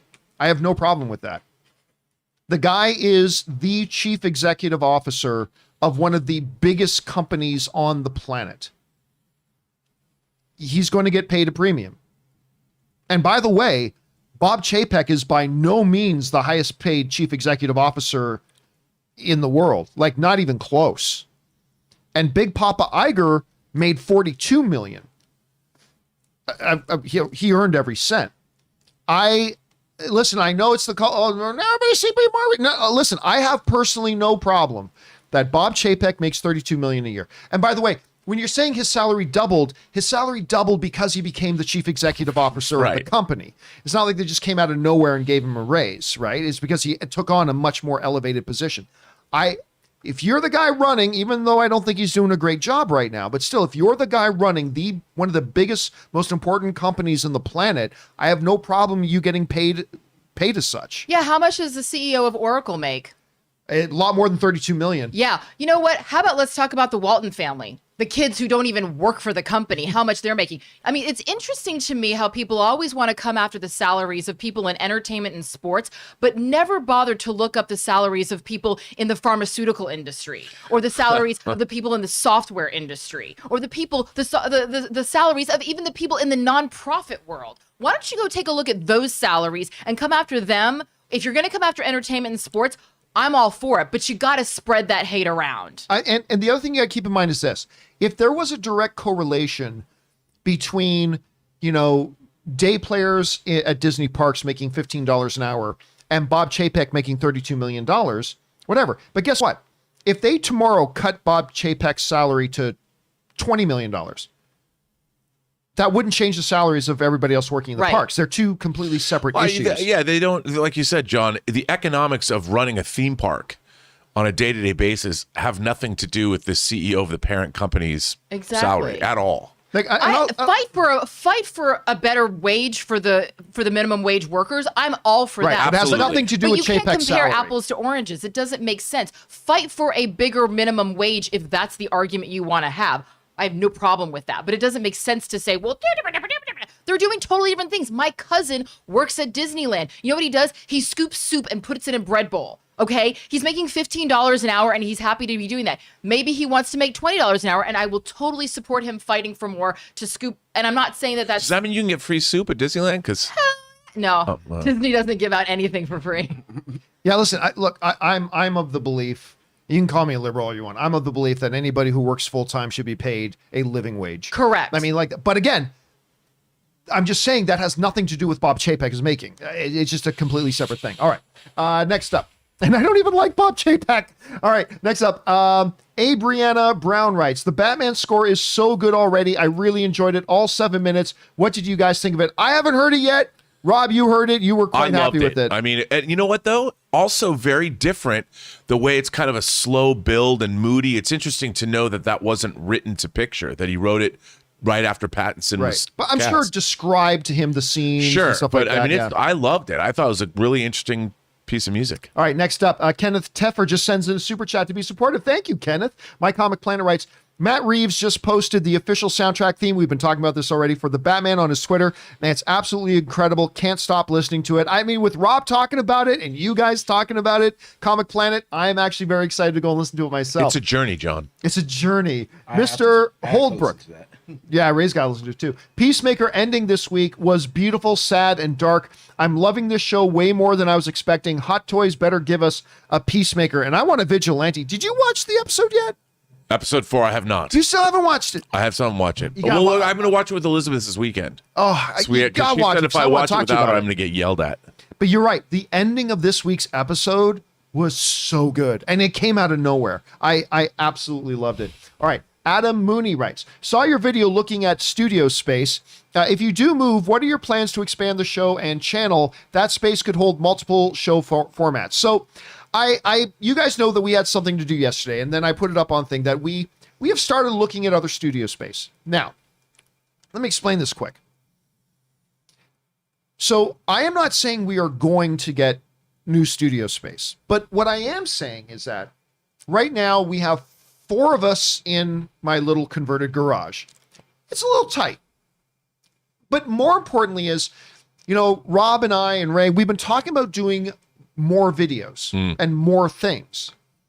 Doing more videos and more things is going to require us to be here more of the day. Let's face it, the whole workday. We're talking about all of us being here the full workday. We got nowhere for people to work. We got nowhere for people to sit and eat and whatever. And especially if we start recording more shows, then there's going to be some people trying to work while we're recording new shows. And we may be able to find a way to do that here in my garage. I mean, look at how Ray is having to eat his cereal during the show. Can we zoom in on that? Yeah. Ray is literally grabbing his cereal and Ray, eating it. did you know that I have videos of you eating your cereal next to me. Was I spilling it too? No, you were eating it beautifully. Okay, as long as it didn't show when I spilled all over myself and 3 times. Then it becomes, what do we do if we add another person? What if we add another person? Then we're really busting at the seams here. So kiss, gang, bang. Kiss, gang, bang. We are simply now starting to look, and we looked at our first space yesterday. We went and looked. It was a great space, and I put it up, and some people saying, why do you need something that big? Well, that's why we need something bigger. And again, we may still be in this garage for the next year. We may move out in 2 months. I don't know, but we are kind of in the process of looking, but adding more shows that we're going to be doing. Actually, I don't want to tell you what we're doing yet, but it's a simple, fun little show that Rob and I have been talking about doing with Ray. And we're going to start that in the next couple of weeks. Big Starklighter. Big Starklighter, the epic series. The epic thing continues. That's what I want. Wow. But yeah, so that's why we're looking at more space because, then somebody wrote to me, well, can't people work in your living room and dining room and stuff like that? Okay, yeah. If I were single and Anne wasn't here, and because that's something I got taken. That's your house. It's my house. This isn't Silicon Valley. We're not 20 years old. No, he's an adult. His home is for him if to you live put in. a zip line from your chimney down into the pool, That would be awesome. then go Social Network style. that would Maybe be I'll fun do that too, right? I mean, so yeah, it's about we just simply don't have the space to do what we want. And look, anyway, I'm not saying we're going to move. I'm just saying we need to look at it because you guys have no idea how confining it is trying to do, especially now that we're thinking about doing more. Anyway, let's keep going. Thanks a lot for that, Adam. Next up, Matt Maneri writes, R.I.P. Badal Roy, best known for playing tabla with Miles Davis in his Electric period. He was a very generous mentor. I'm not going to pretend that I know who we're talking about. There's a great documentary. I mean, it's a good documentary on Miles Davis called The Birth of the Cool that I think it's on Netflix. It's really worth checking out. And is that somebody that was mentioned in there? Yeah, because his Electric period was a big deal. Well, thanks for putting that in, Matt. Beginning with his album Bitches Brew. All right, next up, WWE 142 writes, why do you guys think we haven't seen John Turturro, Carmine Falcone, in any of the Batman trailer, but we see all the other villains?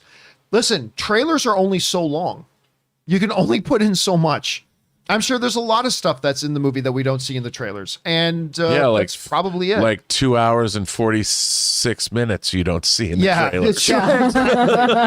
So, I mean, it just has to do with that, and that's about it. At a time, 1958 writes, did you know the Lord of the Rings show promo wasn't CGI? I didn't know if it was. I didn't know if it wasn't. But yeah, I heard it was all practical. They had to forge the Rings of Power. I mean, that was all about the... Yeah. That was all about the rings getting forged. Somebody had to do it. I heard it was all done practically. All right, Holly Love writes, my main gripe was not that there was a focus on the humans in Godzilla universe. It was that none of those human characters were compelling. I mean, I don't know. I thought Bryan Cranston's character was compelling. I thought the other, I'll be honest with you, I thought the other characters were compelling. The problem was, the movie's called Godzilla. And there was not a lot of Godzilla. And then several times through the movie, when Godzilla and one of the other creatures were about to fight, then it cuts away. And it cuts to some humans hearing about the giant monsters fighting or seeing some little TV footage of giant monsters fighting. And it's, I thought the characters were compelling enough, but I don't know. But I see where you're coming from with that, Holland. All right, next up. Out of Time 1985 writes, have you all seen Pleasantville? Absolutely. Yeah. What do you think of it? It's my top 10 favorite movies of all time. I just love the concept and all the actors. You had a younger Reese Witherspoon in there. I mean, it was a Julianne Moore. It both thematically and stylistically, it was kind of innovating, a very innovative film, and is like not in my top 10, but a very, very good movie. Really cool. I mean, and this is what I thought was really interesting about it, and in a way that to show sexual content without being explicit was when Julianne Moore is having a moment by herself in black and white, and she's in the bathtub scene. She's in the bathtub, right? Yeah. And she is clearly exploring herself for the first time. She's in a very unhappy, unfulfilling marriage, and then it cuts away to the tree outside of her house, and the leaves burst on fire in full color. By the way, was that Julianne Moore or was it? I thought that was Julianne Moore. I've got that other woman. I'm gonna go look it up. Please continue. But and I thought that because especially when we're talking about any sort of sexual or sensual content, the ways of showing that can be so can be done a million different ways, and you can show something that is incredibly erotic without being gratuitous. And I thought that was a really powerful way cinematically. It was Joan Allen. Oh, it was Joan Allen. It was Joan Allen, But yeah. was Julianne Moore in this movie? I don't remember her being in it, but you know what? She was nominated, I feel like, for something the same year that Pleasantville came out. I'm getting it confused for something. But yes, okay, so thank you for that, Joan Allen. But I remember that so vividly, of being such a cinematically creative way of showing something versus watching the actress experience that essentially seeing that tree burst into flames and knowing what just happened. It's funny. We have lots of rose bushes around our house, and the neighbors are always going, Rob, how come your rose bushes look so good? And I go, Pleasantville. Oh my. Yeah. Woo! Sorry. Well, every time Elizabeth takes a bath. Rob is the new nature boy, baby. I was meaning me. Next up, we got Mark Netto, who writes, as the saying goes, art imitates life. Regarding the terrible events in Tonga reminded me of The Emergence. It gave me chills seeing the satellite images or even Godzilla movies. You know what? I remember watching when Ryan showed me the first images of the volcano explosion. We heard what was happening in Tonga. It was insane. I remember thinking to myself, absolutely, if this had happened before Eternals came out, I bet they would have delayed the release of Eternals.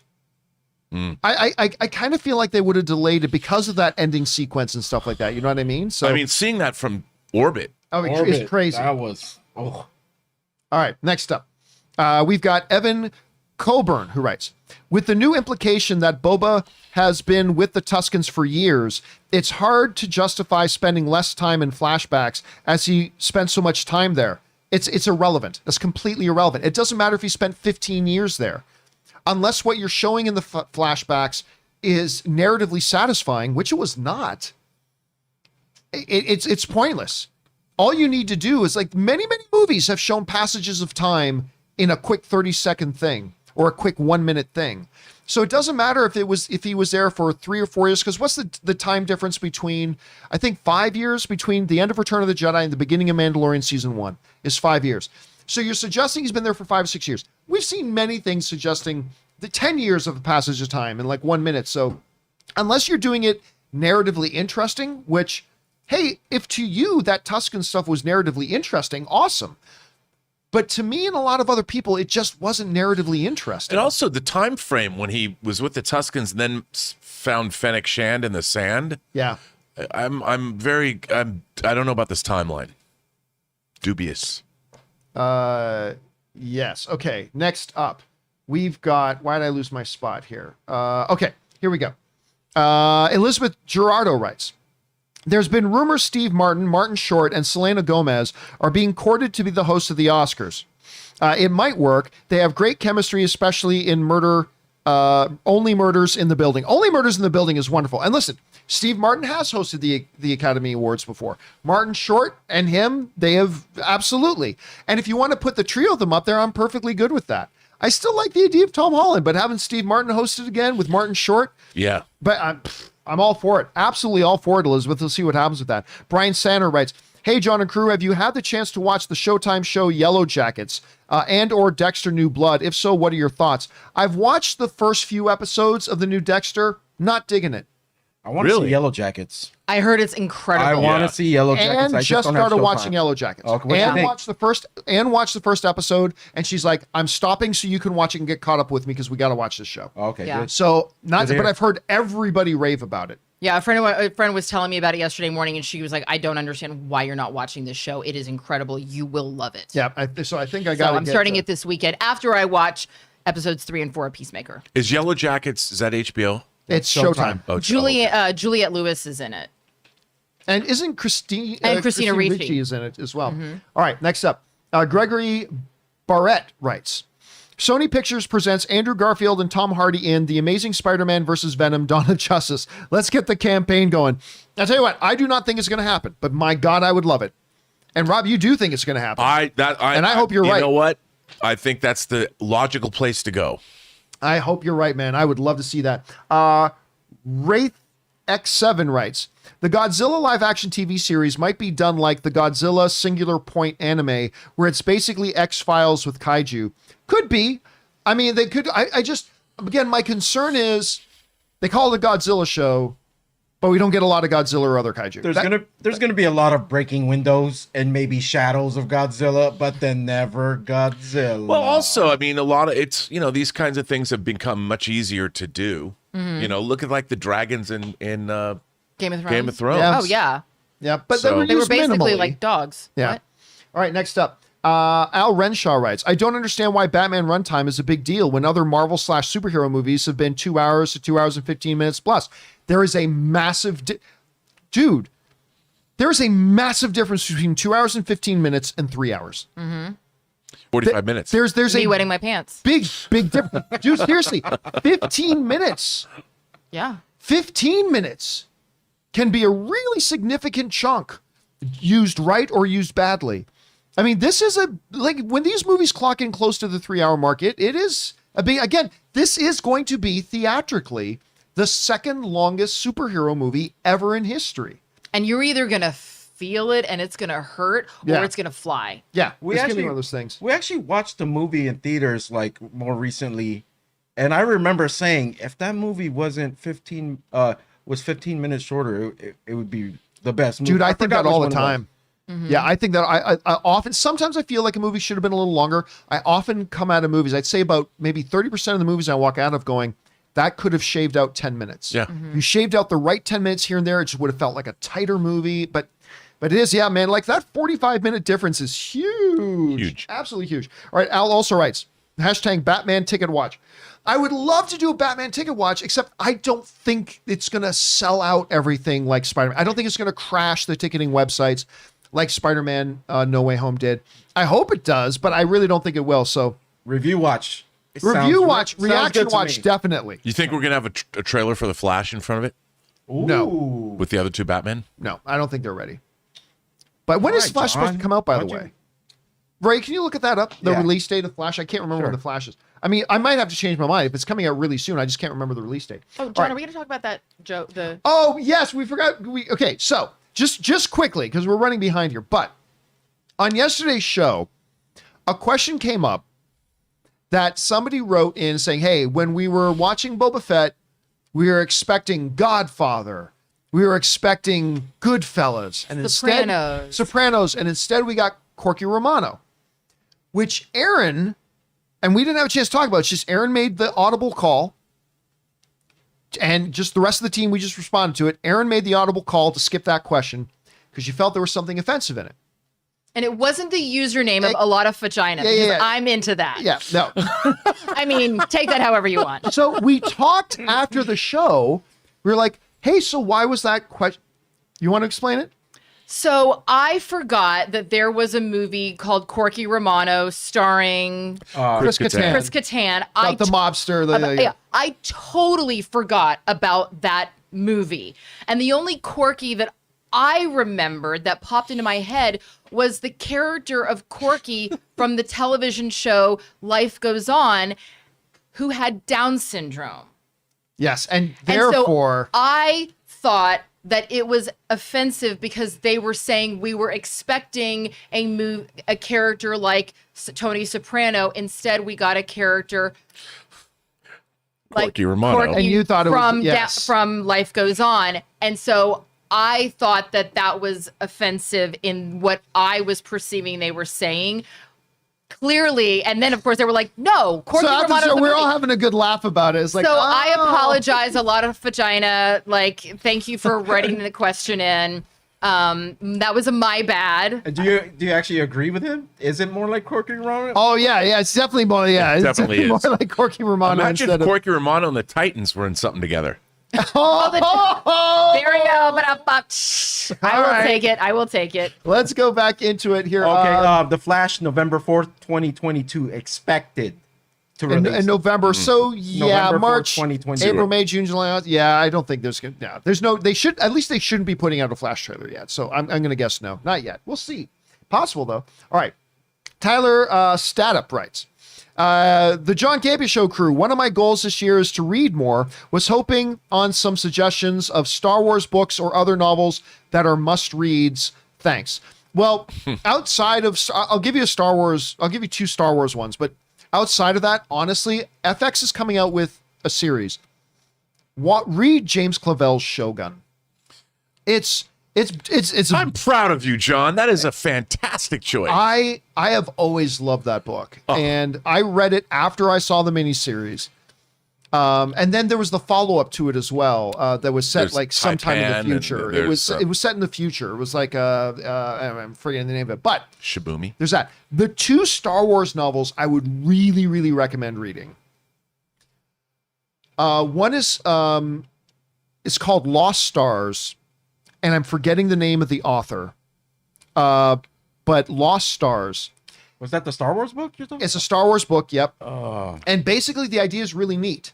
The idea of Lost Stars is that it looks at these two kids, this boy and this girl, on Claudia Gray. Claudia Gray, thank you, who's written several really good Star Wars books. Yes. And what happens is it's telling their story with the original trilogy of Star Wars as the background. And as they grow up, the events of Star Wars and then Empire and then Return of the Jedi happening, one gets into the rebellion, one joins the Empire. And it just looks at the event of Star Wars, the Star Wars trilogy, from a different angle. And it's fascinating. It's a YA novel, but it's one of the best I've ever read as far as from that angle. And it's really creative. The other one is called Lords of the Sith. It basically, it's a great stuff altogether, but Vader and the Emperor crash land on a ship and they got to fight to survive on this planet that they crash on. And it's actually really awesome. So Lords of the Sith and Lost Stars. Those are the Star Wars novels I would recommend. All right, let's keep moving on here. Anish writes, thoughts on German Netflix show Dark. The creators have already signed up for another Netflix show called 1899, not to be confused with 1883, and I cannot wait to see it. I've only watched one episode of Dark. I liked it, but I never got around to watching episode 2. Rob, It's incredible. Everybody loves it. You know, it was one of those things that took me a long time to watch. Have you watched it? No, what's the show? I'm hesitant to say but there is time travel involved. Okay. And it's one of those shows where at one point I wanted to pick up a and this is not to be daunting, but like a legal pad and just do a little charting to make sure it all tracks. Okay. It's really amazing. Time travel like Quantum Leap style? No. Okay. No, it's different than that. All right. But it's definitely, I think it's one of the best series Netflix has on it. Oh, wow. It's really, really good. Everybody who writes into the show that talks about Dark loves it. Oh, interesting. Absolutely loves it. So okay, great. I'll check really it out. good. All right, next up, we got My Comic Planet, who just sends in a super chat to be supportive. Thank you, My Comic Planet. Brandon Blake writes, that Batman theme sounds like a villain's theme, and I'm here for it. I want impending doom via the Bat and his movie. Can't get here fast enough. You know me, man. It is my number one most anticipated film of the year. I am dying with anticipation. I cannot wait to go and listen to that theme music you guys are talking about. All right, Lucifer Pitch Black sends in a $10 super chat just to be supportive. Thank you, Lucifer. Appreciate that, man. Cody Hunt writes, R.I.P. Meatloaf. Bat Out of Hell was one of the first cassette tapes in the 90s baby ever owned. This 90s baby ever owned. Now I own the album on vinyl. We know he's rocking in hell. Listen, again, it was so sad to hear about that. But you bring up an interesting thing, Cody. I saw an interesting stat, and this is connected to what Cody was saying the other day. Get this. This past quarter was the first quarter in, I can't remember how many years, many years, that vinyl album sales sold more than CD sales. Yeah. Now, to me, that is like somebody said to me, John, like that shows you the resurgence of physical media. I'm like, no, it's the opposite. It shows you how fast physical media is dying. But you heard that, right? Like they sold more albums than CDs. What did you think of that? Well, I mean, look, it makes sense to me because, CDs are just digital files in a physical form, whereas the medium is the message. Vinyl itself, the actual sound of vinyl and styluses over grooves, that is what you're getting. Right. Whereas a CD is just a delivery system for a file that you can download off. There's no reason to buy a CD anymore. Yeah. We've started a collection for the baby. So he has a record player in the nursery, and we have a couple records that we put on rotation for nap time and sleep time. And it's by this company, Rockabye Baby. So if you know anybody that has a baby but isn't lame, go to rockabyebaby.com. You can so we have the lullaby versions of Pearl Jam, the lullaby versions of The Doors. Yeah, I was playing it for you. And so, I mean, there's something really awesome about listening to Jeremy in lullaby form. And we have the lullaby version of the Beastie Boys, which already like ding ding ding ding ding ding ding. It already sounds like no. Oh no, so that's a Weird Al Yankovic version. We have the Snoop How does Snoop a lullaby version of The Doors' The End go? I'll play it for you. This is the Well, end. that's the thing. The Doors and Pearl Jam are actually amazing lullabies because they already have like a sort of a softer melody anyway. People Are Strange is one of my favorites, and I rock them and I go, people are strange when you're a stranger. But then also on top of that, Amazon right now. So the month that he was born, I got this notification from Amazon saying that they have a Vinyl of the Month club where for $25 they can help you build a collection. And so the first vinyl that we were sent was Rolling Stones, something buffet feast. Beggar's Banquet. Beggar's Banquet, thank you. And so I said, you know what? Every month we're going to get a new album for this kid. And by the time he's 18, he's going to have like the most epic record collection ever. So check it out. rockabyebaby.com and Amazon Vinyl. That makes me want to have a kid. Well, come on, babe. Let's go. All right. Next up, Stubble McShave writes, I heard that they're doing a movie about the invention of the first pendulum clock. I don't know about you, but I think it's about time. Stubble, he's in Sweden. You know what, buddy? Come on.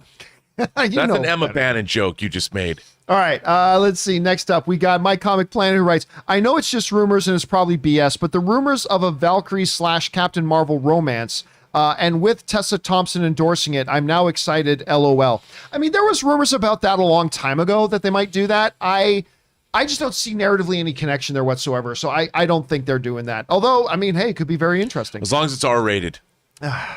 Sempaigar writes, I don't like the name Peacock, but how about mixing that with Ray's idea to get Peacock Max? Peacock Max. I mean, even that would be better. I just hate the name Peacock.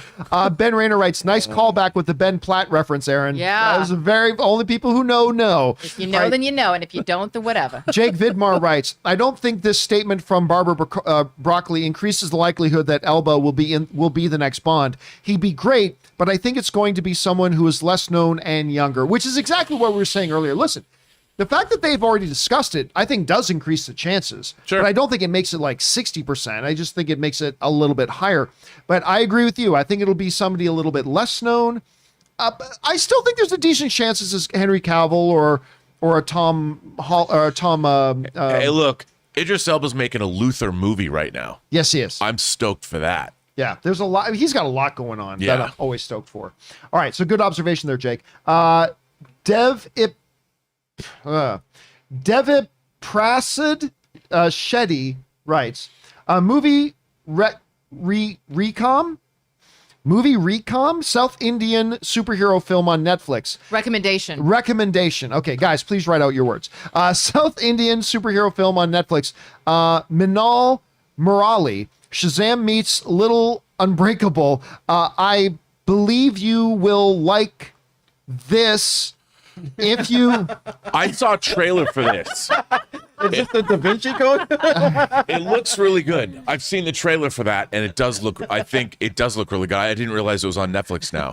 I'll tell you what. John's having a stroke. So I mean, I'm trying to read some You need one of people's. those red things that came in back of the Transformers. Oh, things. right. So you put yes, you put over to your- I think you can read the whole thing. the decoder. I will say this though.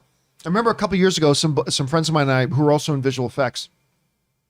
Some of these Bollywood like Indian like superhero films and like sci-fi stuff. Like Robot. That was When great. you look at what they're doing, and then you find out what their budget was, it is amazing. Yeah. The types of visual effects that they are doing. Because sometimes some of those films look cheesy.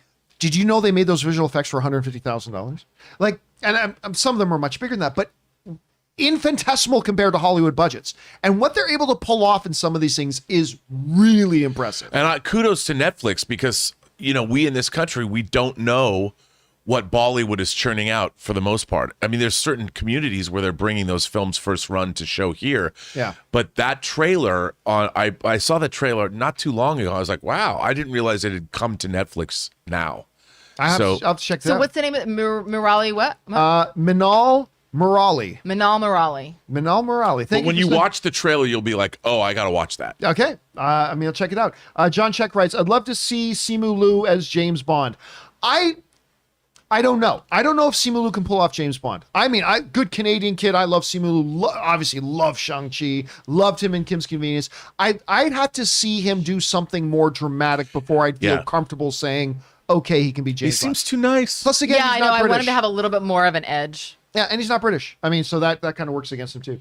Eric Huffman writes, Daniel Kaluuya for Bond, bring on the filthy. I don't think he's British. I think he's American, if I'm not mistaken, unless he covers his accent. No, real Daniel damn well. Kaluuya, he is British. He is. British. See, I didn't know that. He's damn good at covering it. Yeah, he's. Oh my God, he's good at covering it. Yeah. All right, next up, Wraith X7 writes, instead of casting him as Bond, Idris Elba should be cast to play Bolt in a reboot of the black exploitation movie That Man Bolt. Well, here's the interesting thing, Wraith, that everybody seems to forget. Actors can do more than one movie. They can just like, well, you can't, Chris Hemsworth can't take that because then he can't do that. Yes, he can. He can do that and many more. Samuel L. Jackson has 199 credits on his IMDb page. You can do many, many things at once. That's just today. That's just today. That's just since lunch. Mr. Cool Breeze 69 writes, hey, everybody. Good day to you all. Good day to you all. Just when I finally got the Welcome Back Carter theme out of my head, via Rob's return, in comes Aaron, and it's back. Thanks a lot. Welcome back. That was John Travolta. Yeah. Was in that show. That was his first thing. That was before Saturday Night Fever. and Yeah. everything, way right? before. Yeah. Mr. Cocktail. Mr. Cotter. My mom let me watch reruns of that when I was younger and stuff like that. That was great. I love Welcome that back. show. There was a bunch of shows that were a little bit earlier for me, but that I would watch the reruns of. Welcome Back, Carter. Barney Miller. Remember Barney Miller? Barney Miller was great. With Fish, who was in Godfather. Vigoda. Yeah, he was in Godfather. That was like Yeah. back in the day when all TV shows had really great theme songs. Yeah. I actually had a CD, television theme songs from the 70s Yeah. and 80s. And Welcome Back, Kotter, Barney Miller, Welcome One Day at a Back. Time, The Jeffersons. I mean, all Oh, of they them. had such great theme songs I back know. then. One day at a time, one day at a time. Okay, Empire fan, 1980 writes, Peacemaker for James Bond. LOL. Yeah, again, I don't know that I see John Cena doing that. Mufasa says, Daniel Radcliffe is James Bond. Done. Again, that probably falls in the same category as Tom Holland as James Bond. Casey Mack writes, Anthony Starr Homelander as James Bond. Is he British? I don't think he's British. Tiny. Yeah, he is tiny. Is He's he? a small dude. Because Tom Anthony auditioned Starr? for He always Homelander. looks tall on screen. No, I agree. Because Tom auditioned for Homelander and I auditioned for Maeve, and then we saw a lineup of them like doing some press something, and I was like, he's the shortest guy in the cast. He's a small dude, but magic of movie making. I never even knew that. Never knew that. All right. Big in personality. Tara Jefferson writes, I never know how to pronounce this guy's name from Bridgerton. Roger Jean Page? Is it Roger? Roger Jean Page. Roger Jean Page, the guy from Bridgerton, as Bond. You're welcome. I've heard a lot of people bring that name up, actually. Yeah. A lot of people have brought him up as a possible James Bond. Shane Roxas writes, they took ER jobs. They took her jobs. They took her jobs. They took her jobs. Lord Genome 76 writes, ever heard of Damson Idris, a British black guy, possible Bond? That said, they should do a lot of changes to get a fresh Bond audience, not just race. Well, again, I don't race. I don't care about race. I mean, the thing about Bond is there is nothing about James Bond that is quintessentially Caucasian. There's nothing about James Bond that is Caucasian. So he could be anything. He could be Henry Golding. He could be Asian British. He could be Black British. He could be white British. He could be Danny Trejo. He could be Danny Trejo. But I feel it's different with, now Barbara Broccoli's always said, she said they will never have a female James Bond. And I'm okay with that, because while there's nothing intrinsically Caucasian about the James Bond character, he is very much male. For all the good and the bad things that entails. That's just a part of the DNA of Bond. And so I think you can do a lot of different things with James Bond. That's why I'm perfectly good if it's Henry Cavill. I'm perfectly good if it's Idris Elba. I'm perfectly good if it's Henry Golding. Because there's nothing about James Bond to be consistent with his DNA that says he has to be a white guy. Nothing. Like zero. So I'm okay with it. All right. Let's see.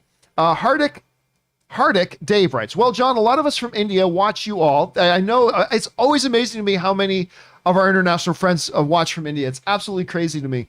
I have very strong recommendation for you to watch a film named Three Idiots, and you won't feel disappointed at all.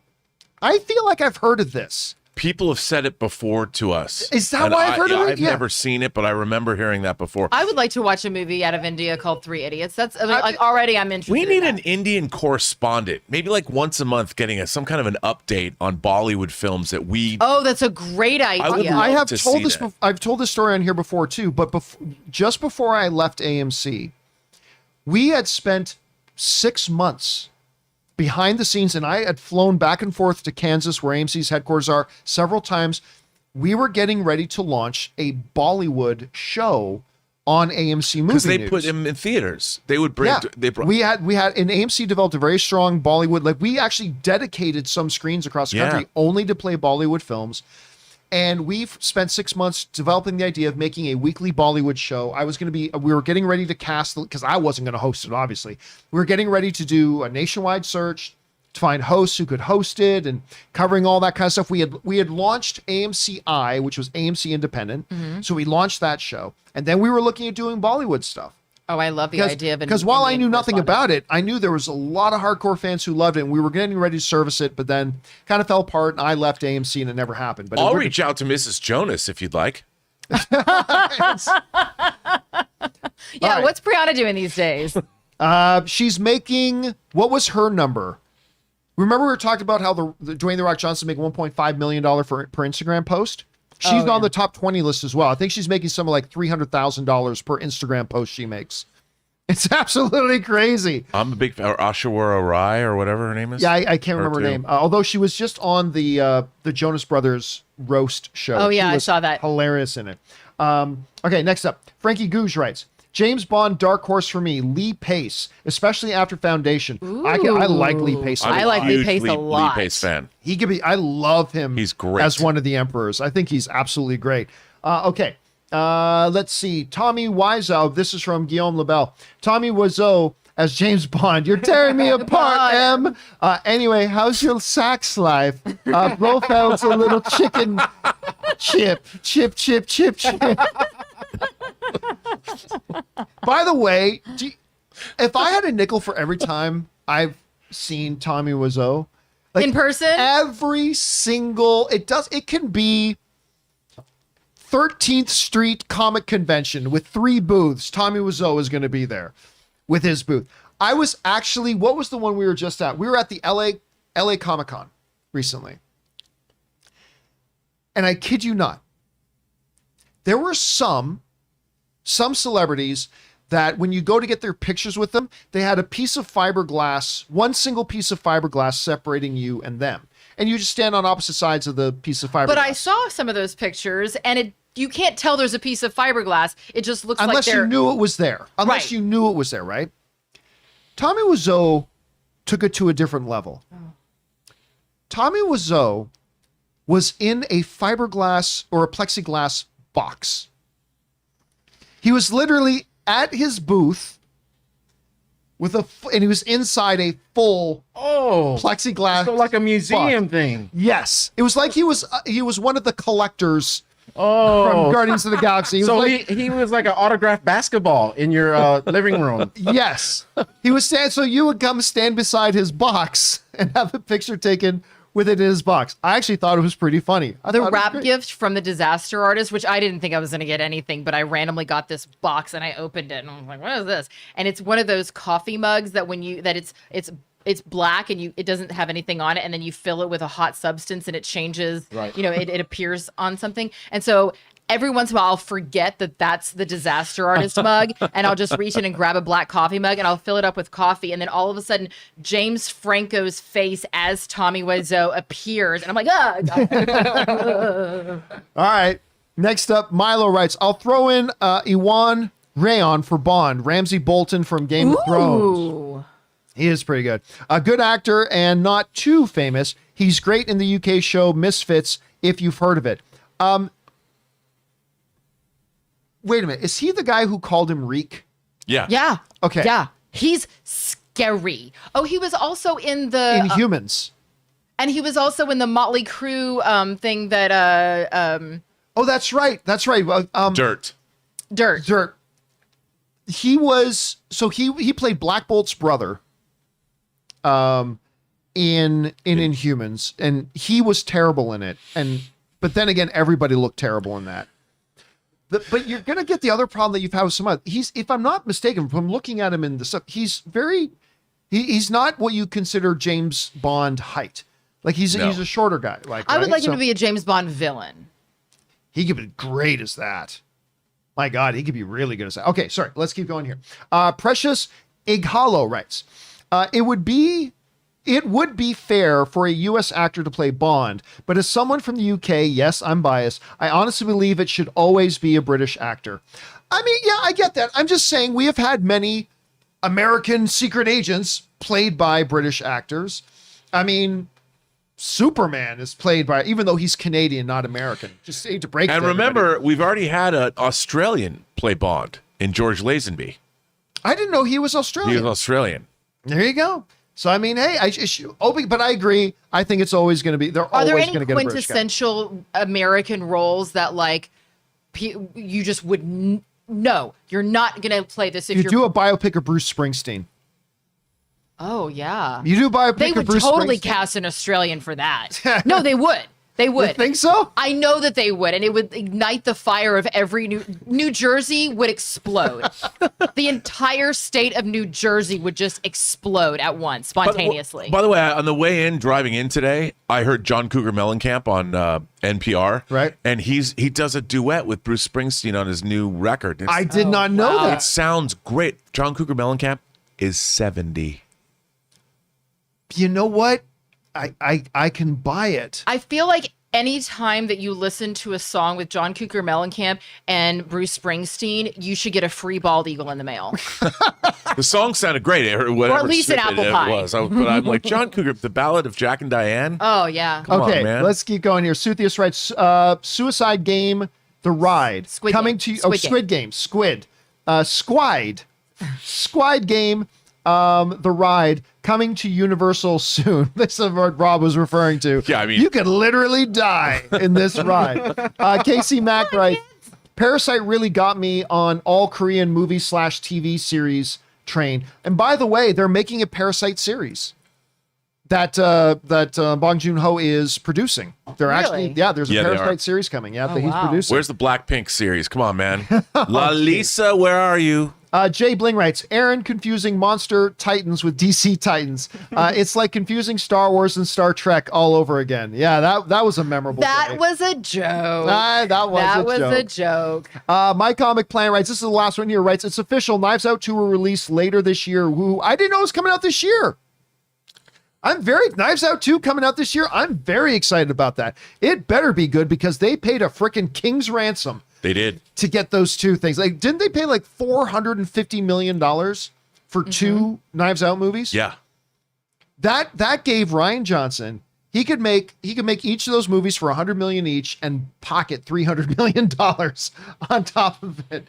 I mean, woo, good for you, man. Good for you. Or pocket a couple $100 million at any rate. And guys, I know we went overtime today because I forgot to turn off the super chats, but I want to make sure we got through all the super chats. That'll do it for today's installment of the John Campea Show. Thank you guys so much for spending your time with us here today. We're going to let Erin select. Oh, you know what? She can't, because with super chats, we don't have people's email addresses. With the tip questions, we use email addresses. So here's what's going to happen. I'm going to let you pick out somebody's written question and pick a winner. We'll announce them next week. Okay. So there we go. Because unfortunately, because I forgot to turn off the super chats, we don't have time to get to the tip questions today. We'll get to those. We'll do a companion video this weekend. Then we'll get caught up more next week. And then we'll announce who the winner is of the game this week. And don't forget, guys, next week, Chris Carr makes her return. We're very excited for Chris Carr. The soup goop is flowing. The queen of soup goop. When is she going to be here? Monday. Oh, she's Monday. Monday through Friday.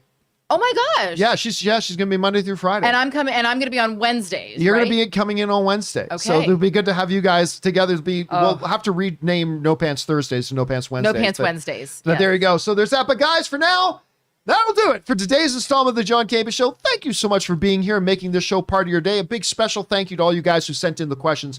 Number one, because you give us great fun things to talk about. But number two, you supported this channel as you did it. And all of us involved with the John Campea Show, thank you guys so very much for your support. I want to thank the people joining me. First of all, right over here, Robert Meyer Burnett. Robert, where can people follow you online? You can find me on Instagram at Robert Meyer Burnett. Find me on Twitter at BurnettRM, or find me on my own YouTube page, The Burnett Work. And sitting right beside him, he's joined you guys in the live chat today, Mr. Ray Ora. Ray, where can people find you online? It's Ray Ora with a 0 and countdown to Moonfall. Moonfall, when does it open? February 4th, so maybe next week. Maybe we should start the hashtag Moonfall Challenge and have people moon us on Instagram forever. Oh, I love that idea. You like that idea? We have to Sitting right beside him is Aaron with Joey Bishop. Where can people follow you guys? You can check us out on Instagram at Aaron L. Cummings, and make sure you're watching The Rookie, which I will be on February 27th. And guys, you can simply follow me on Instagram and on Twitter.